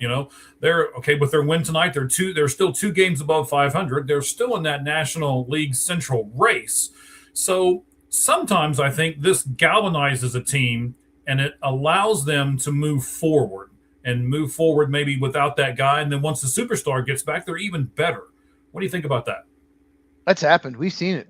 We've absolutely seen it. We saw the Braves with Ronald Acuna Jr. getting hurt. Mm-hmm. So hopefully it happens. Maul's been good out of the bullpen. So yeah, the bullpen's another thing. They need to pitch better. Their bullpen's decimated right now. It's decimated, but it's still, they have guys with some good stuff. Yeah, they still got Tony Santillan. They've still got some players down there. Yeah. They can, they called up Luis May today. They've got, when you have a guy in your bullpen named Big Sugar, what do you think he does, right? He just throws heat. So, so they've got some people in there. Some of these guys who fanatics like ourselves who really know our teams really well, we're like, oh yeah, I've been waiting on this guy to get there. And that guy for the Reds is going to be Edwin Arroyo. He just got called up yesterday. They made a big fanfare about it. He had his own press conference before the game and the whole 9 yards. What if he comes up and he becomes a superstar and he plays really well? Is that a good problem to have with the Reds? Because now you've got to decide, do we bench Matt McLain? Do we, what are we going to, they're not going to do anything with Spencer Steer, it doesn't sound like. Or, maybe they put Suarez as a DH only. There's Stewart's there in the infield. They're going to have a glutton of infielders all of a sudden. Well, if Hayes out, you're going to keep Suarez at third. Absolutely. So you can get somebody else in there that can't play third. Arroyo, he's not a third baseman, right? Arroyo can play third, second short third. Okay. Yeah. Good problem to have. Like I said, they have a deep roster. They just need to play better, I think. It's not a team that you look at it and say, okay, of course they have injuries, but you don't see like guys that should be in Double-A playing. Like some teams, some really bad team, you see this and they have no one left once anyone gets hurt. So I think they just need to play better. It's June now. Weather's getting warm. Some guys, it just takes them a few months to get going, and maybe McLain, maybe Benson, maybe somebody. Steer had a big game tonight. Someone just needs to step up, or a couple guys, and they'll be fine. And just even if they just play 500 over the next month, they'll be fine. They'll still be in. But you just can't go on a big losing streak. So yeah, they just need a couple guys to step up. Okay. You make it sound so easy. I hope it ends up being that easy before it's all said and done. I hope the roster. It's not bad. It's not a bad roster. It's not. I'm just worried, Cheese. I know it's my team, and I don't want to sit here and take up 20 minutes of this podcast talking about the team that I love, especially when here on All Gloves Off Sports Media, we have the Red Hot Reds, and we have Minor League Mondays where they do. We've already got 2 podcasts on the Reds, and we love those guys, Ricky and Robert over there, or Ricky and Roger. Why I say Robert for? Ricky and Roger over there do a fantastic job, but I'm just, all I'm saying to you right now, Cheese, is I'm worried. So I want it kind of documented now that I'm worried, and I want to see where we are in 15, 20 days, because Ellie's going to be out probably for 15 to 30. I don't know. That's the lifeblood. It'd be like, okay, so they're playing the Kansas City Royals, right? Mm-hmm. It would be like losing. Who's their? Wow, he just left my mind. Who's the shortstop for the Royals? Bobby Witt Jr. Bobby Witt Jr., right? It'd be like the Royals losing Bobby Witt Jr. Your Braves survived losing Ronald Acuna Jr., but they've got a lot of other players on their team too. So they got a lot of all-stars on that team. Yeah, in their lineup. It's a really good team. Well, the thing is, Friedel's hitting 179, Benson's hitting 188, McLain's hitting 196. They're better than that. Maybe in You're June. killing me right now. You're making it No, worse, but- jeez. No, but like I'm just looking at this, and we talked about this like a month ago, maybe 6 weeks ago. It's like the Reds. You talk about negative run differential. They were in first place at the time, but it's like they have a lot of guys that just haven't gotten going yet. They'll be fine if they just. So they just need guys to, you know, like I said, sometimes just some players just don't hit till June. They just don't get going till middle of summer. So maybe that'll happen for the Reds. But just looking at their lineup now, it's not a bad lineup. You know, it's rotation and, you know, a bullpen, you know, maybe a little banged up, maybe not looking great, but still it's not terrible. So I think they'll be okay. Okay. All right. What she says, they will be okay. So we'll, Ricky, Roger, we'll see if Cheese is right here. So, oh boy. Today is also Lou Gehrig Day in Major League Baseball. I know most of the games are either almost over or completed, but you know it's the first time that we have been able to say today on this Tuesday is Lou Gehrig Day. It's June 2nd, and June 2nd carries dual significance in the life of Lou Gehrig. Cheese, if you didn't know, and the rest of our fans, if they didn't know, in 1925, June the 2nd was the day he became the starting first baseman for the Yankees, and that was the day that started his game streak where he didn't miss a game. 2,130 consecutive games played, which is what got him the nickname the Iron Horse. And then the same day, in 1941, he passed away from what we know now as Lou Gehrig's disease. You want to take a second and comment on Lou Gehrig or the disease or how it's helping people or anything like that before we move on here for a second, buddy? Yeah, it's also called ALS. It's something we wish we could, you know, wish we could find a cure for. It's called Lou Gehrig's disease because he was the first big time. I don't think it was the first case, but it was one of the first, you know, he was a celebrity. He was one of the best baseball players of his time. Right. He was a Yankee, but he was also one of the best. He was an incredible baseball player. Mm-hmm. His record wasn't broken until Cal Ripken Jr. And I still remember the bucket challenge. I think it's something that we want to end ALS. We want to end it. And it's who knows how long he could have gotten. And it's something that, my parents, they're good friends, their son he was on a jet ski and had trouble gripping it one day. And he died like 8 or 10 years later. All of a sudden he got it. He was in his 20s. It's just, it's something we need to end. And it's the bucket challenge was cool because they raised a lot of money for research. Yeah, I didn't know you had somebody who's. I personally don't. I don't know anyone with. I never met him, but Gehrig's disease, but. So today, Major League Baseball, they're doing a few things that are special for the day. Of course, all players, managers, and coaches will wear wristbands that say 4 with his number 4 because that's the number that Lou Gehrig wore. It'll say 4 ALS, and then there'll be commemorative patches on each one of the uniforms with his retired number 4 on it. Actually, all ballparks as well will have video tributes prior to the game and special lineup cards. And it said Rawlings produced jewelry. I don't really know what that is. I did see where I believe Shohei Ohtani last year had something written on his glove for this particular day. So maybe that's what they're talking about. But I do know that if you want to give to this and you also love sports and you love memorabilia like I do, MLB is going to have a lot of things that were worn today. They'll be up for auction on the MLB site. You can go over and bid on those things and feel good about yourself because you're making sure that your money goes for a great cause, which is ALS or Lou Gehrig's disease, depending on what you want to call it. All right, Cheese. We're going to move forward here, and we're going to go to the Tuesday trade candidates. And we're going to look at one guy who patrols center field now for the Anaheim Angels and has for quite some time. But I think it might be time to trade. I say this every year. I have begged the Anaheim Angels to trade this guy every year. I mean, they had Mike Trout and Shohei Ohtani together for years and couldn't do a darn thing as a team. So now that Shohei's gone, I think it might be time to trade Mike Trout. What do you think about just in general the Angels trying to trade Mike Trout? They probably won't. I mean, they could have gotten so much for Ohtani, refused to trade him, knowing he wasn't going to re-sign. We all knew. And they could have gotten. They're like stubborn. I don't know why. They're so poorly run. They never have a good farm system.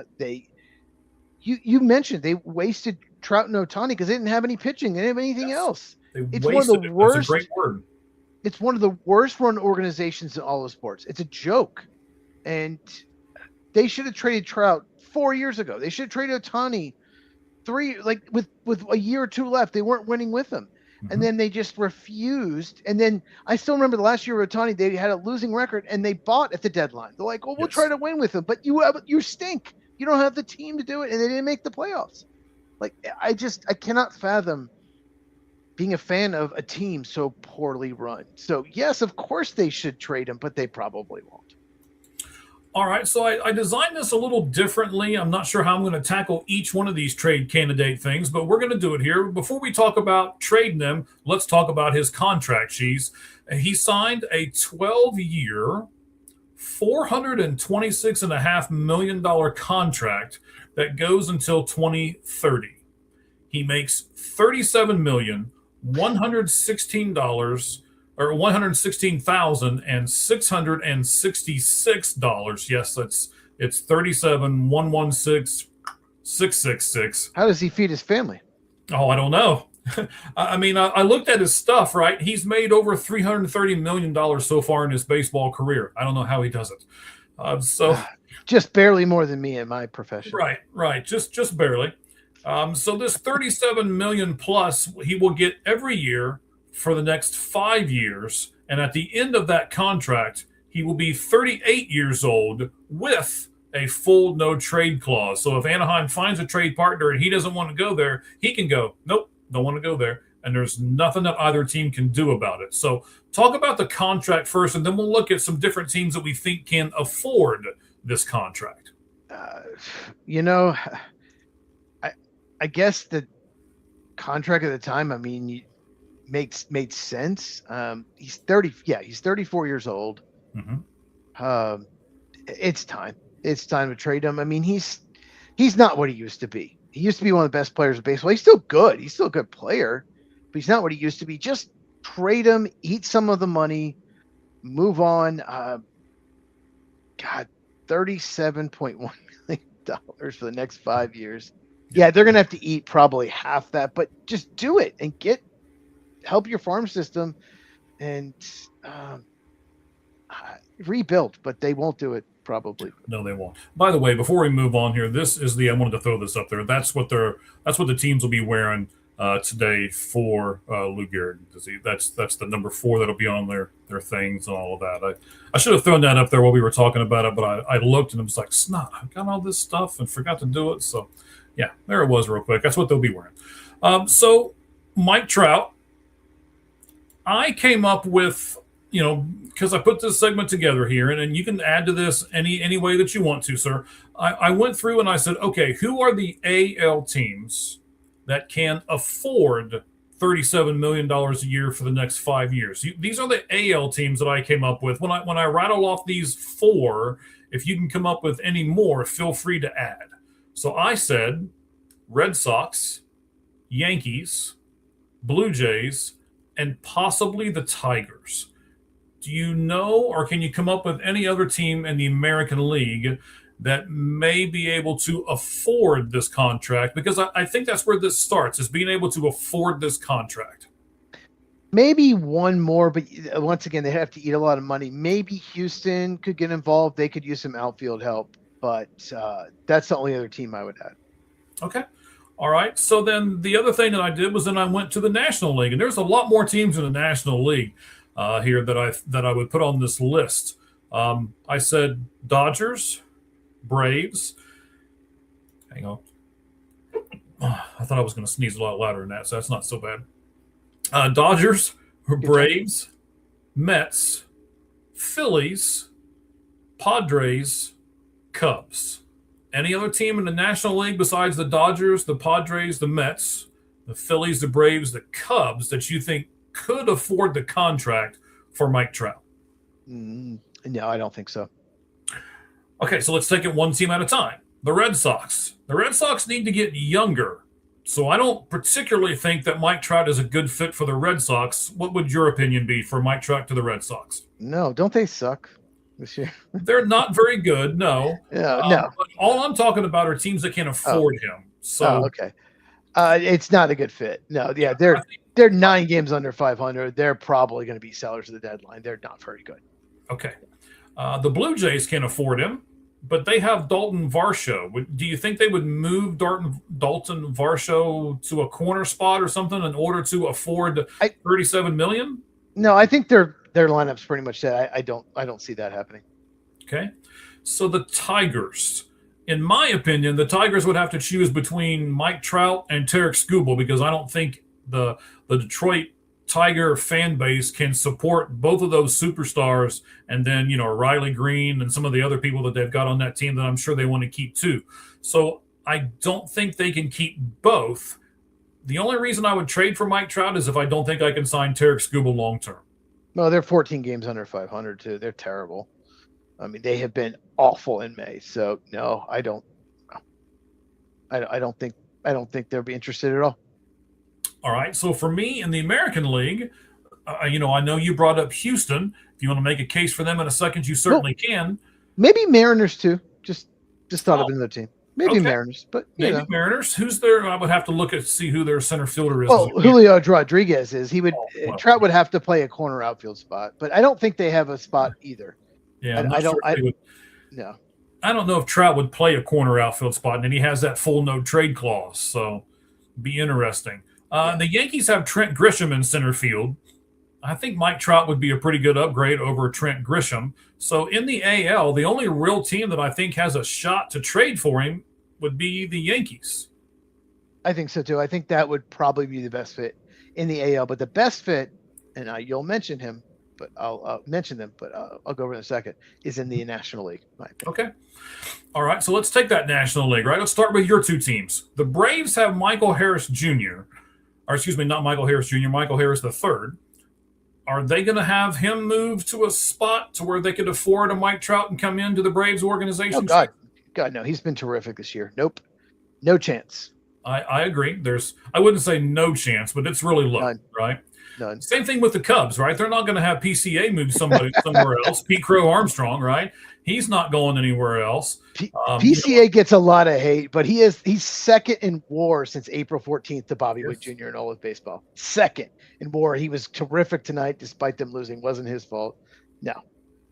As long as he just doesn't yell through a fence at women, telling them, what part of his anatomy they can choose. There's no player that gets heckled more than PCA. I don't know what it is. Brewers fans started this, but like every time he goes somewhere, he gets heckled, chanted at. He has to deal with a lot. So I'll just throw it out there. For some reason, maybe his energy, he's so good, but he is the guy that every team tries to heckle and target.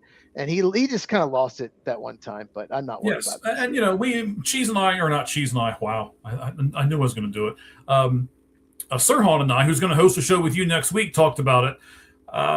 So here's what I think. I do have a theory on this. Have you ever seen PCA up close? Like, you ever been close to him? I have not. Okay, so PCA is not an intimidating person whatsoever. He's a little tiny guy. He looks like an average person. Yeah, he's a speed guy. He's not a big dude. Correct. Yeah, he's a center fielder. So I think when all these guys that have, 4 or 5 beers in them in the outfield, they get brave because they're like, oh, he ain't going to come up here and do nothing to me, so I'll just start yelling at him, right? They're not yelling at Frank Thomas, I'll tell you that much. Right. They're not yelling at Frank Thomas, right? They weren't yelling at Jose Canseco when he was out there, right? So, that's just my own personal theory on PCA and why he gets so much crap, but he looks like an average everyday guy. He looks like that little tiny guy at work that you can say whatever you want to him, and he's just going to be like, okay. And he's not going to do anything. So we'll see. This red light? This side of the headphones stopped working. This one works fine. You see this? Hold on. I wasn't looking at you. So you said the red light, right? See the red light? I don't know why it does this sometimes. It stopped working this side, but this side's good. I can still hear you on the right side. So okay, well, I've got a big enough mouth. You only need one ear to hear me in, so it's okay. So no, Braves out, Cubs out. Okay, Braves out, Cubs out. Dodgers, they have Andy Pages in center field, 13 home runs, 50 RBIs, 7 stolen bases, and wouldn't make near the money that Mike Trout would make. Do you still think they might move him for a Mike Trout guy? No, I don't see it. I think Pages is being very good. I think the Dodgers are set in the outfield. Okay. So then let's go with the Padres. Padres have Jackson Merrill in center field, 5 home runs, 21 RBIs, and 10 stolen bases so far this year. When you kind of compare him to Andy Pajes. No, Jackson Merrill, very good defensive player. No, Padres. The Padres are tough because like there's always a rumor they want to cut payroll, Mm-hmm. and then they end up adding payroll a lot of times. So, but no, I think Jackson Merrill is their center fielder. And I think Jackson Merrill he's a notch below PCA defensively, but he's not that far below him. And he gives you, a little bit more power, and a little bit more at the plate than what PCA does. He's a very good defensive player, but I mean, PCA level is just a different level. It is. PCA level is a different level. I know he's your guy and he's with the Cubs. And I don't want to, swell your head too much, but PCA is a really improved player over the last couple of years. He's just his defense, his jumps on balls, it's incredible. Yeah, I agree. So let's go with the Mets. The Mets have got a guy, A.J. Ewing, since Luis Robert Jr. is on the 60-day DL. So would they maybe, because they got Steve Cohen and almost as much money as God, would they think about trading with the Anaheim Angels? If they were a contender, if they were any good, they're terrible. Then this would have made a ton of sense. But no, it makes no sense because they're not very good. I just do not see it unless they have some big turnaround, win like 16 of 20 or something like that. I don't see it. If they were one of the best teams in baseball, I could see it, but I don't think it's going to be the Mets. But it's also your contract. You got to remember, Cheese. So it's not just what it's going to be this year. It is 5 years down the road, and they may try to build around him. You still don't think they can do it? If the salary cap happens, if the DBA, if they do a salary cap, the Mets are going to have to cut payroll. So you're going to see a lot of teams who are over the luxury tax, like the Mets, like the Dodgers, probably not take on any more future payroll. They're worried they might have to cut payroll. So I do not see the Mets 10 games under 500 taking on any contract like that. That's interesting. That's an interesting look 8 at. games under 500. Sorry, they're only 8 games under 500. Only 8. They still suck, but whatever. Yeah. I mean, there might only be 8 games under 500, but I think they're still last in that division. I mean, they would have behind to the Marlins. Yeah, they'd have to climb over everybody to get back in it. So I don't think they're going to do that. They're 14 and a half games out of the Braves. But the Braves have been unworldly, to give them their credit too. So I know it's great, it's glorious. I'm sure you love it, but they have been unworldly. I watched a lot of the time they played in Cincinnati, and Ronald Acuna Jr. just put them on his back and just started hitting home runs. And yeah, boy, the Reds woke him up. He was not having the best year. They woke him up. Reds did salvage the series. They did win Game 3. Yes. Yeah. Last team I'll look at in the National League, well, at least for this part of the exercise, Phillies. They've got Justin Crawford, son of Carl Crawford.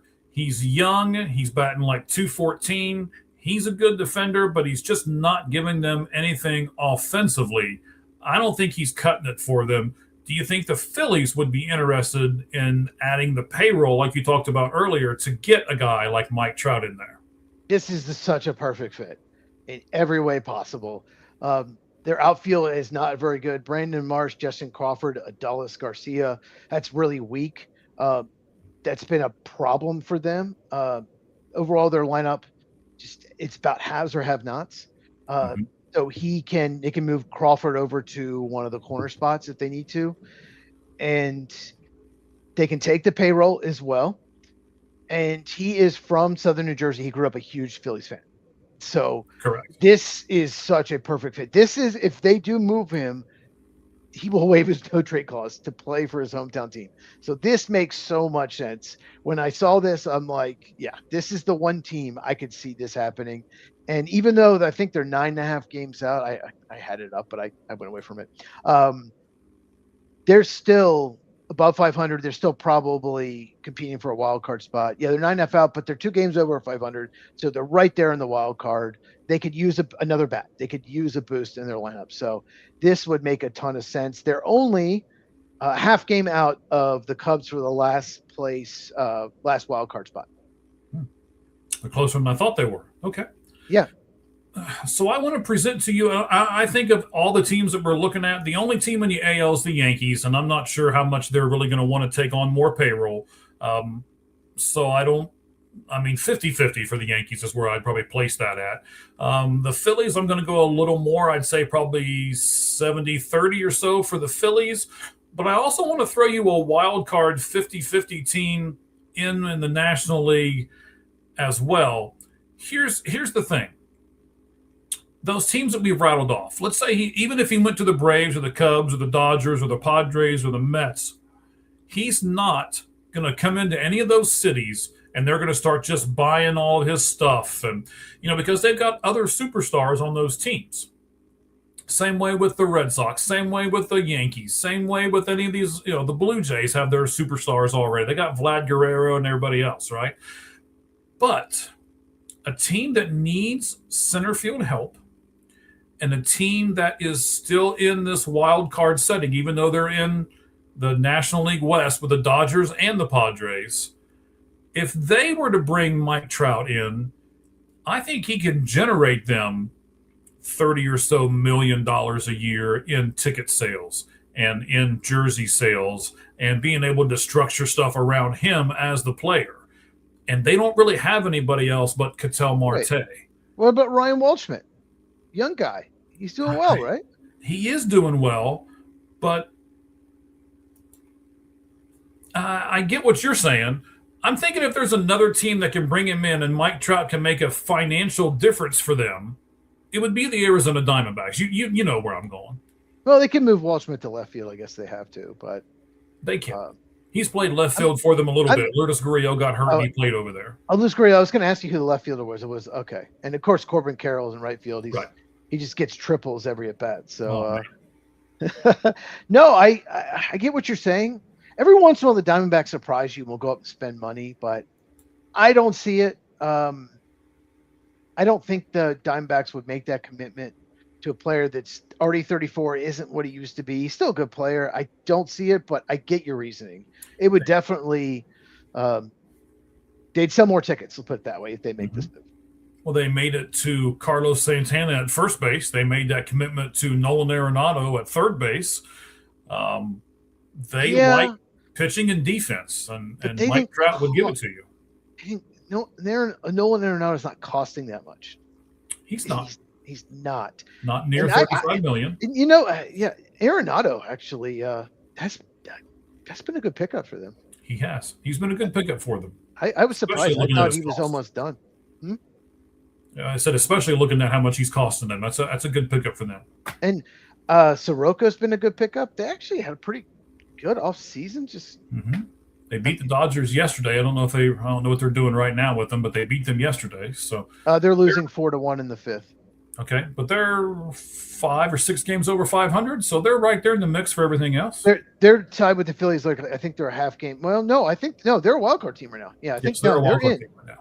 Oh yeah, they're 5 or 6 games. Oh yeah, they're in. They're in the wild. If the season ended today, they would be a wild card team. Yep. So maybe. You never know. So you're saying there's a chance.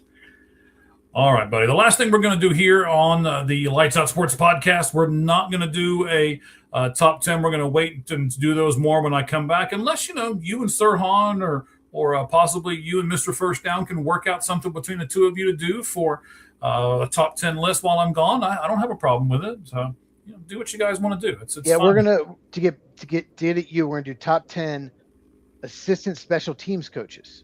And so you'll be mad because you want to do that top 10. So I do. Or top 10. Can you do the top 10 kickers and punters? That way I can watch you go crazy on the show? No, top 10 long snappers in the NFL. Long That's what we're going to do. Okay. Yes. Sounds great. So we're going to wrap everything up here with our batting cleanup as presented by ForwardFan.com. We got a graphic for ForwardFan.com today. Let's put this up here. This is what we can do, right? Biggest risers and biggest droppers here. So because of the week that has been put out, the Mariners have risen $35 for those tickets. They're $305 a piece. The Yankees are now onto a wait list, and they're at $815 a ticket because of the week that they had. The Brewers, of course, we'll talk about them and what kind of great week they've had. They're up $25 to $140. And then you'll look at the biggest droppers here. The Tigers dropped down $25 to $40 if you believe in them still. The Cubs have dropped. This is the time. This is the time to get your Cubs. They've dropped down to $200 even. They were at $225 last week, and the A's have dropped 15 down to 55. So you can go to forwardfan.com, use the code what's all gloves off? What's the letters for that? So AGO10. So all gloves off 10. It's abbreviated with AGO10, even though I can't remember what it's abbreviated as. And you can use that and get 10% more off of what you get here this week. So there's your risers and fallers with forwardfan.com. What they are, for those of you who may not know, first time to the show, we love all of you.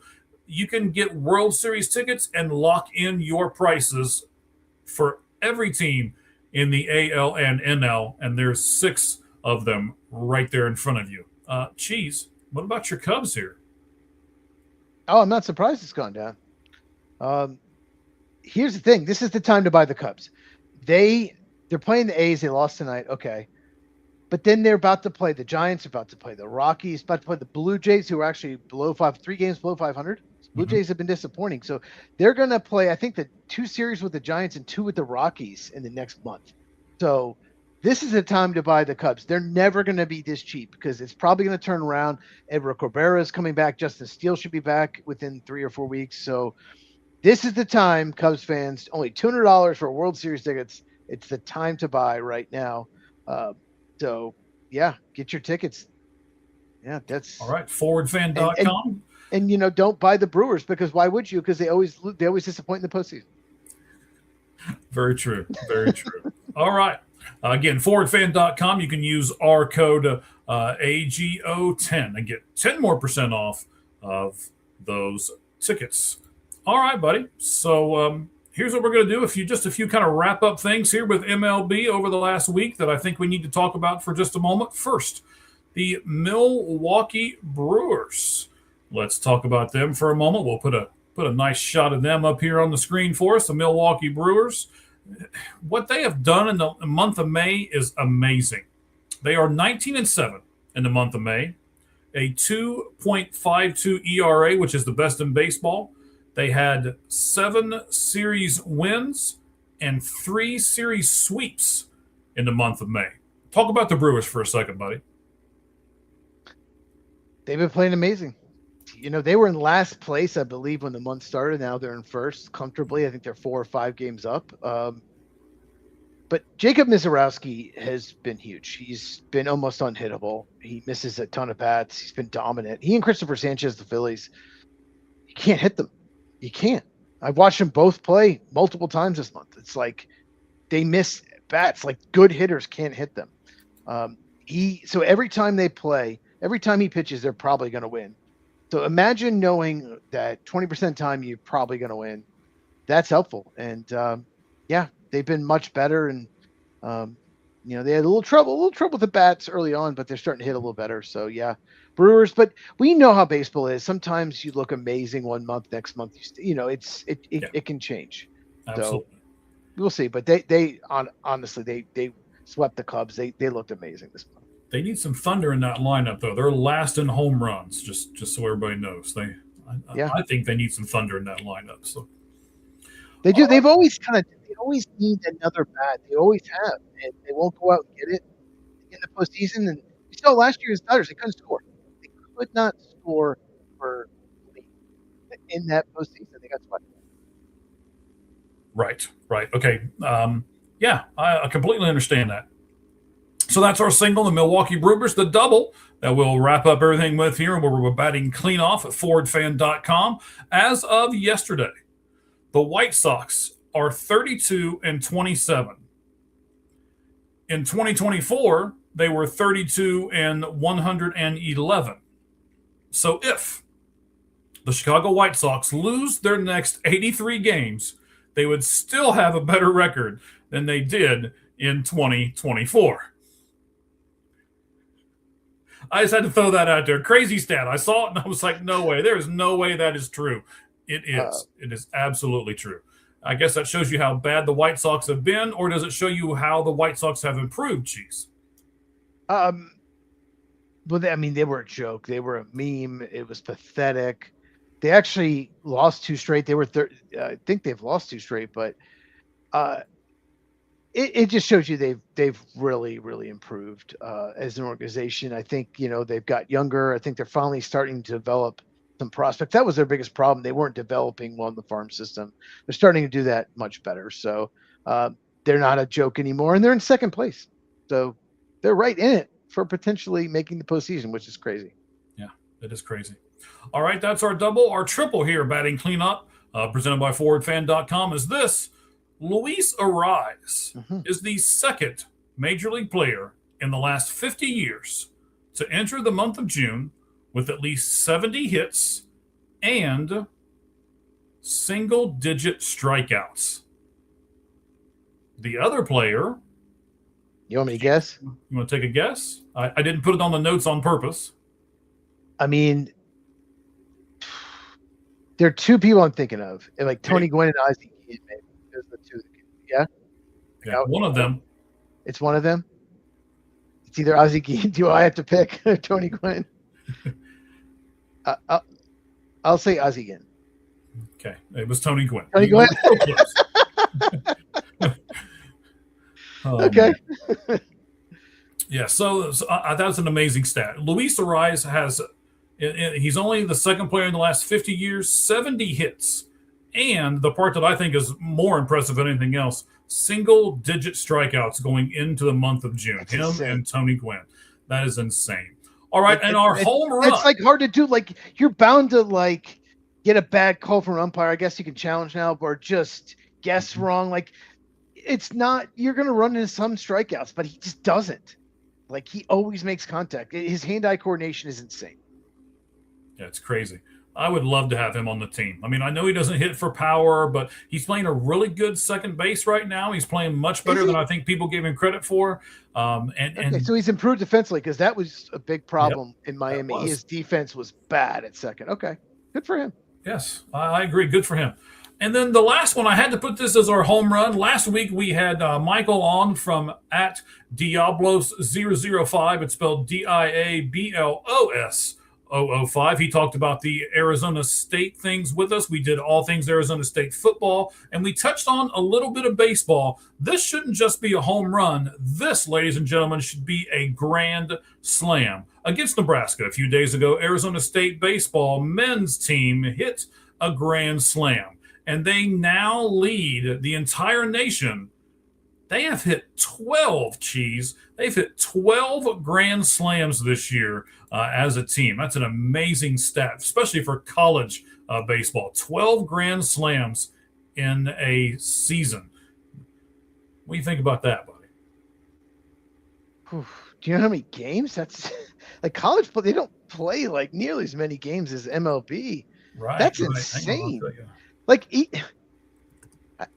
don't know if you can. How many at bats do they even have with the bases loaded? 12 grand slams? I saw that and I'm like, yes, I did look at some of the notes. I saw that and I was like, no way. There's no way. No way. Wow. Now is baseball? You probably is college baseball in the College World Series yet?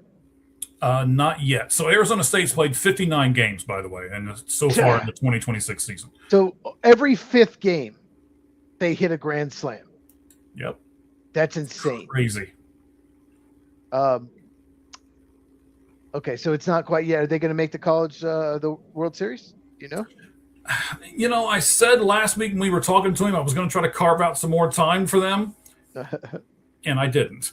So I know they played Nebraska in the playoffs. I don't know if they made it. Someone can tell us maybe if they did. I don't know. I'm trying to. I just looked up how many games they had. So 59 games. Hang on. Let's see. So there's no bracket yet, or is the wait? Okay, no, here it is. Okay. Baseball championship. Virginia's eliminated. My dad will be unhappy. That's his alma mater. Tennessee's eliminated. Well, crap. So here's who's left. Auburn, Ole Miss. Ooh, Auburn plays Ole Miss. Okay. Mississippi State plays Georgia. Wow. Okay, got rivalries. Texas plays Oregon. North Carolina plays USC. Troy plays Little Rock. Virginia was probably the number 1 seed in that region and lost. Alabama plays St. John's. Oklahoma plays Kansas. West Virginia plays Cal Poly. Cal Poly always seems to have some people drafted, so that shouldn't be surprising. So that's who's left. So Arizona State looks like was eliminated. Yeah, they were eliminated on, let's see. In the Lincoln region May 31st. It says the Lincoln region with Nebraska, South Dakota State, Ole Miss. Ole Miss won that region. Ole Miss eliminated them. They in 10 innings. Ole Miss beat them 5-4, so eliminating them from the tournament. So. Okay. So who you got? Overtime game, and they did well. That's fantastic. We got 16 teams left. Who you got? Who's going to win it all? I don't know enough about college baseball to give you a prediction. You can pick one. You going to pick Cal Poly? You know what? I will. Let's pick the underdog. I like it. Like you said, though, Cal Poly almost always has someone drafted. So, yeah, let's go Cal Poly. Give me the Ducks. I'm going to take Oregon. Give me the Oregon Ducks to take it all. All right. We'll have to confer in a couple of weeks and figure out who did. Now, I love to watch. I don't love to watch college baseball as far as like all the time, but once it gets to the tournament, I'll watch the tournament over the weekend. So I'll try my best to watch some. I just wish Arizona State would be there. They are not going to be. Yeah. All right, buddy. Hey, that's the show. You want to add anything to the end out of all the topics that we've talked to? Did I miss something? Do we need to correct something? What we got? No, I'm good. That's all right. Good enough. Excellent. But I was afraid this one was going to last a really long time because, we're not going to talk to each other for a couple of weeks, but it didn't. Right at 2 hours, bud. Yeah, I'm going to say enjoy vacation and enjoy the break, and I hope you have fun. Hope you enjoy the road trip, and it'll be weird. I've never done this show without you, so that will be definitely strange. Yeah, Sirhan will be great with you on next Tuesday. Same bat channel, same bat time. And then we will also do that with Mr. First Down the following week. So I'm looking forward to both of those, and I appreciate it. I am looking forward to taking a little bit of a break. I know a lot of people are like, "Oh, poor Mike." But it is a grind to kind of do the regular job and then do this job and then try to spend some time with family and stuff like that. So over the next couple of weeks, I'm not going to do too much. The Twitter account won't be as active as it has been. I'll still be on it some. But I told my wife that I was going to concentrate on her for the next couple of weeks, and that's what I plan on doing. So, and she's in charge. She's in charge. And for those of you who are married, we need to do that every once in a while. So, so you can find us on Facebook. You can find us on YouTube. You can find us on Twitch now, and you can also find us here on our X accounts as well. Certainly, thank you guys for joining us tonight. We're not doing that comment. You bunch of crazy people. You should know that by now. So we are a Bears troll. Was it a Bears? Somebody, I don't know, whatever. I guess we're popular enough that people are wanting to troll us, which should be a good thing. We're popular enough to where people are wanting to come on the show. We're popular enough for that. And when we come back, we might come back with a different intro. I don't know. I'm working on it. It depends on how much I work on stuff on vacation. So we'll see. Well, I mean, yeah, we'll see. Okay, so Mike teased it, so everyone's going to be expecting a new intro. Just throwing it out there. All right. Again, we certainly appreciate it. Thank you guys very much. Cheese, thank you. I'll see you in the next few weeks on YouTube is how I'll see you. And then we'll come back in person 2 weeks later. Yep. It's, enjoy it. And I will actually be away the week after next, but I'll still do the show from my parents' house in 2 weeks. So okay. You're more dedicated than I am. I got it. I will still do the show. Me and Mr. First Down. We will focus in 2 weeks from tonight. If you're a big football fan, we will talk a lot about football because our channels are all about football. Right. I'm sure they will. So look forward to that. Look forward to Sirhan next week. And, just look forward to Cheese the entire time. Maybe he can make his headphones a little larger so, all that knowledge doesn't make the headphones fall off of his head. So I lost this side. It turned red. I don't know what happened. Yeah, there's a couple times where you faded out a little bit, and it's been a little hard to hear you, but we're good. Yeah. Okay. Maybe this isn't working well. Okay. That's well, right. Whatever. Yeah. These headphones, I need new ones probably. Yeah. Yes, you probably do, sir. Anyway, thank you guys very much for being with us. We certainly appreciate it. And as we always say at the end of every broadcast, the only thing that's fair in life is a baseball hit between the third and first base lines. Good evening, everyone.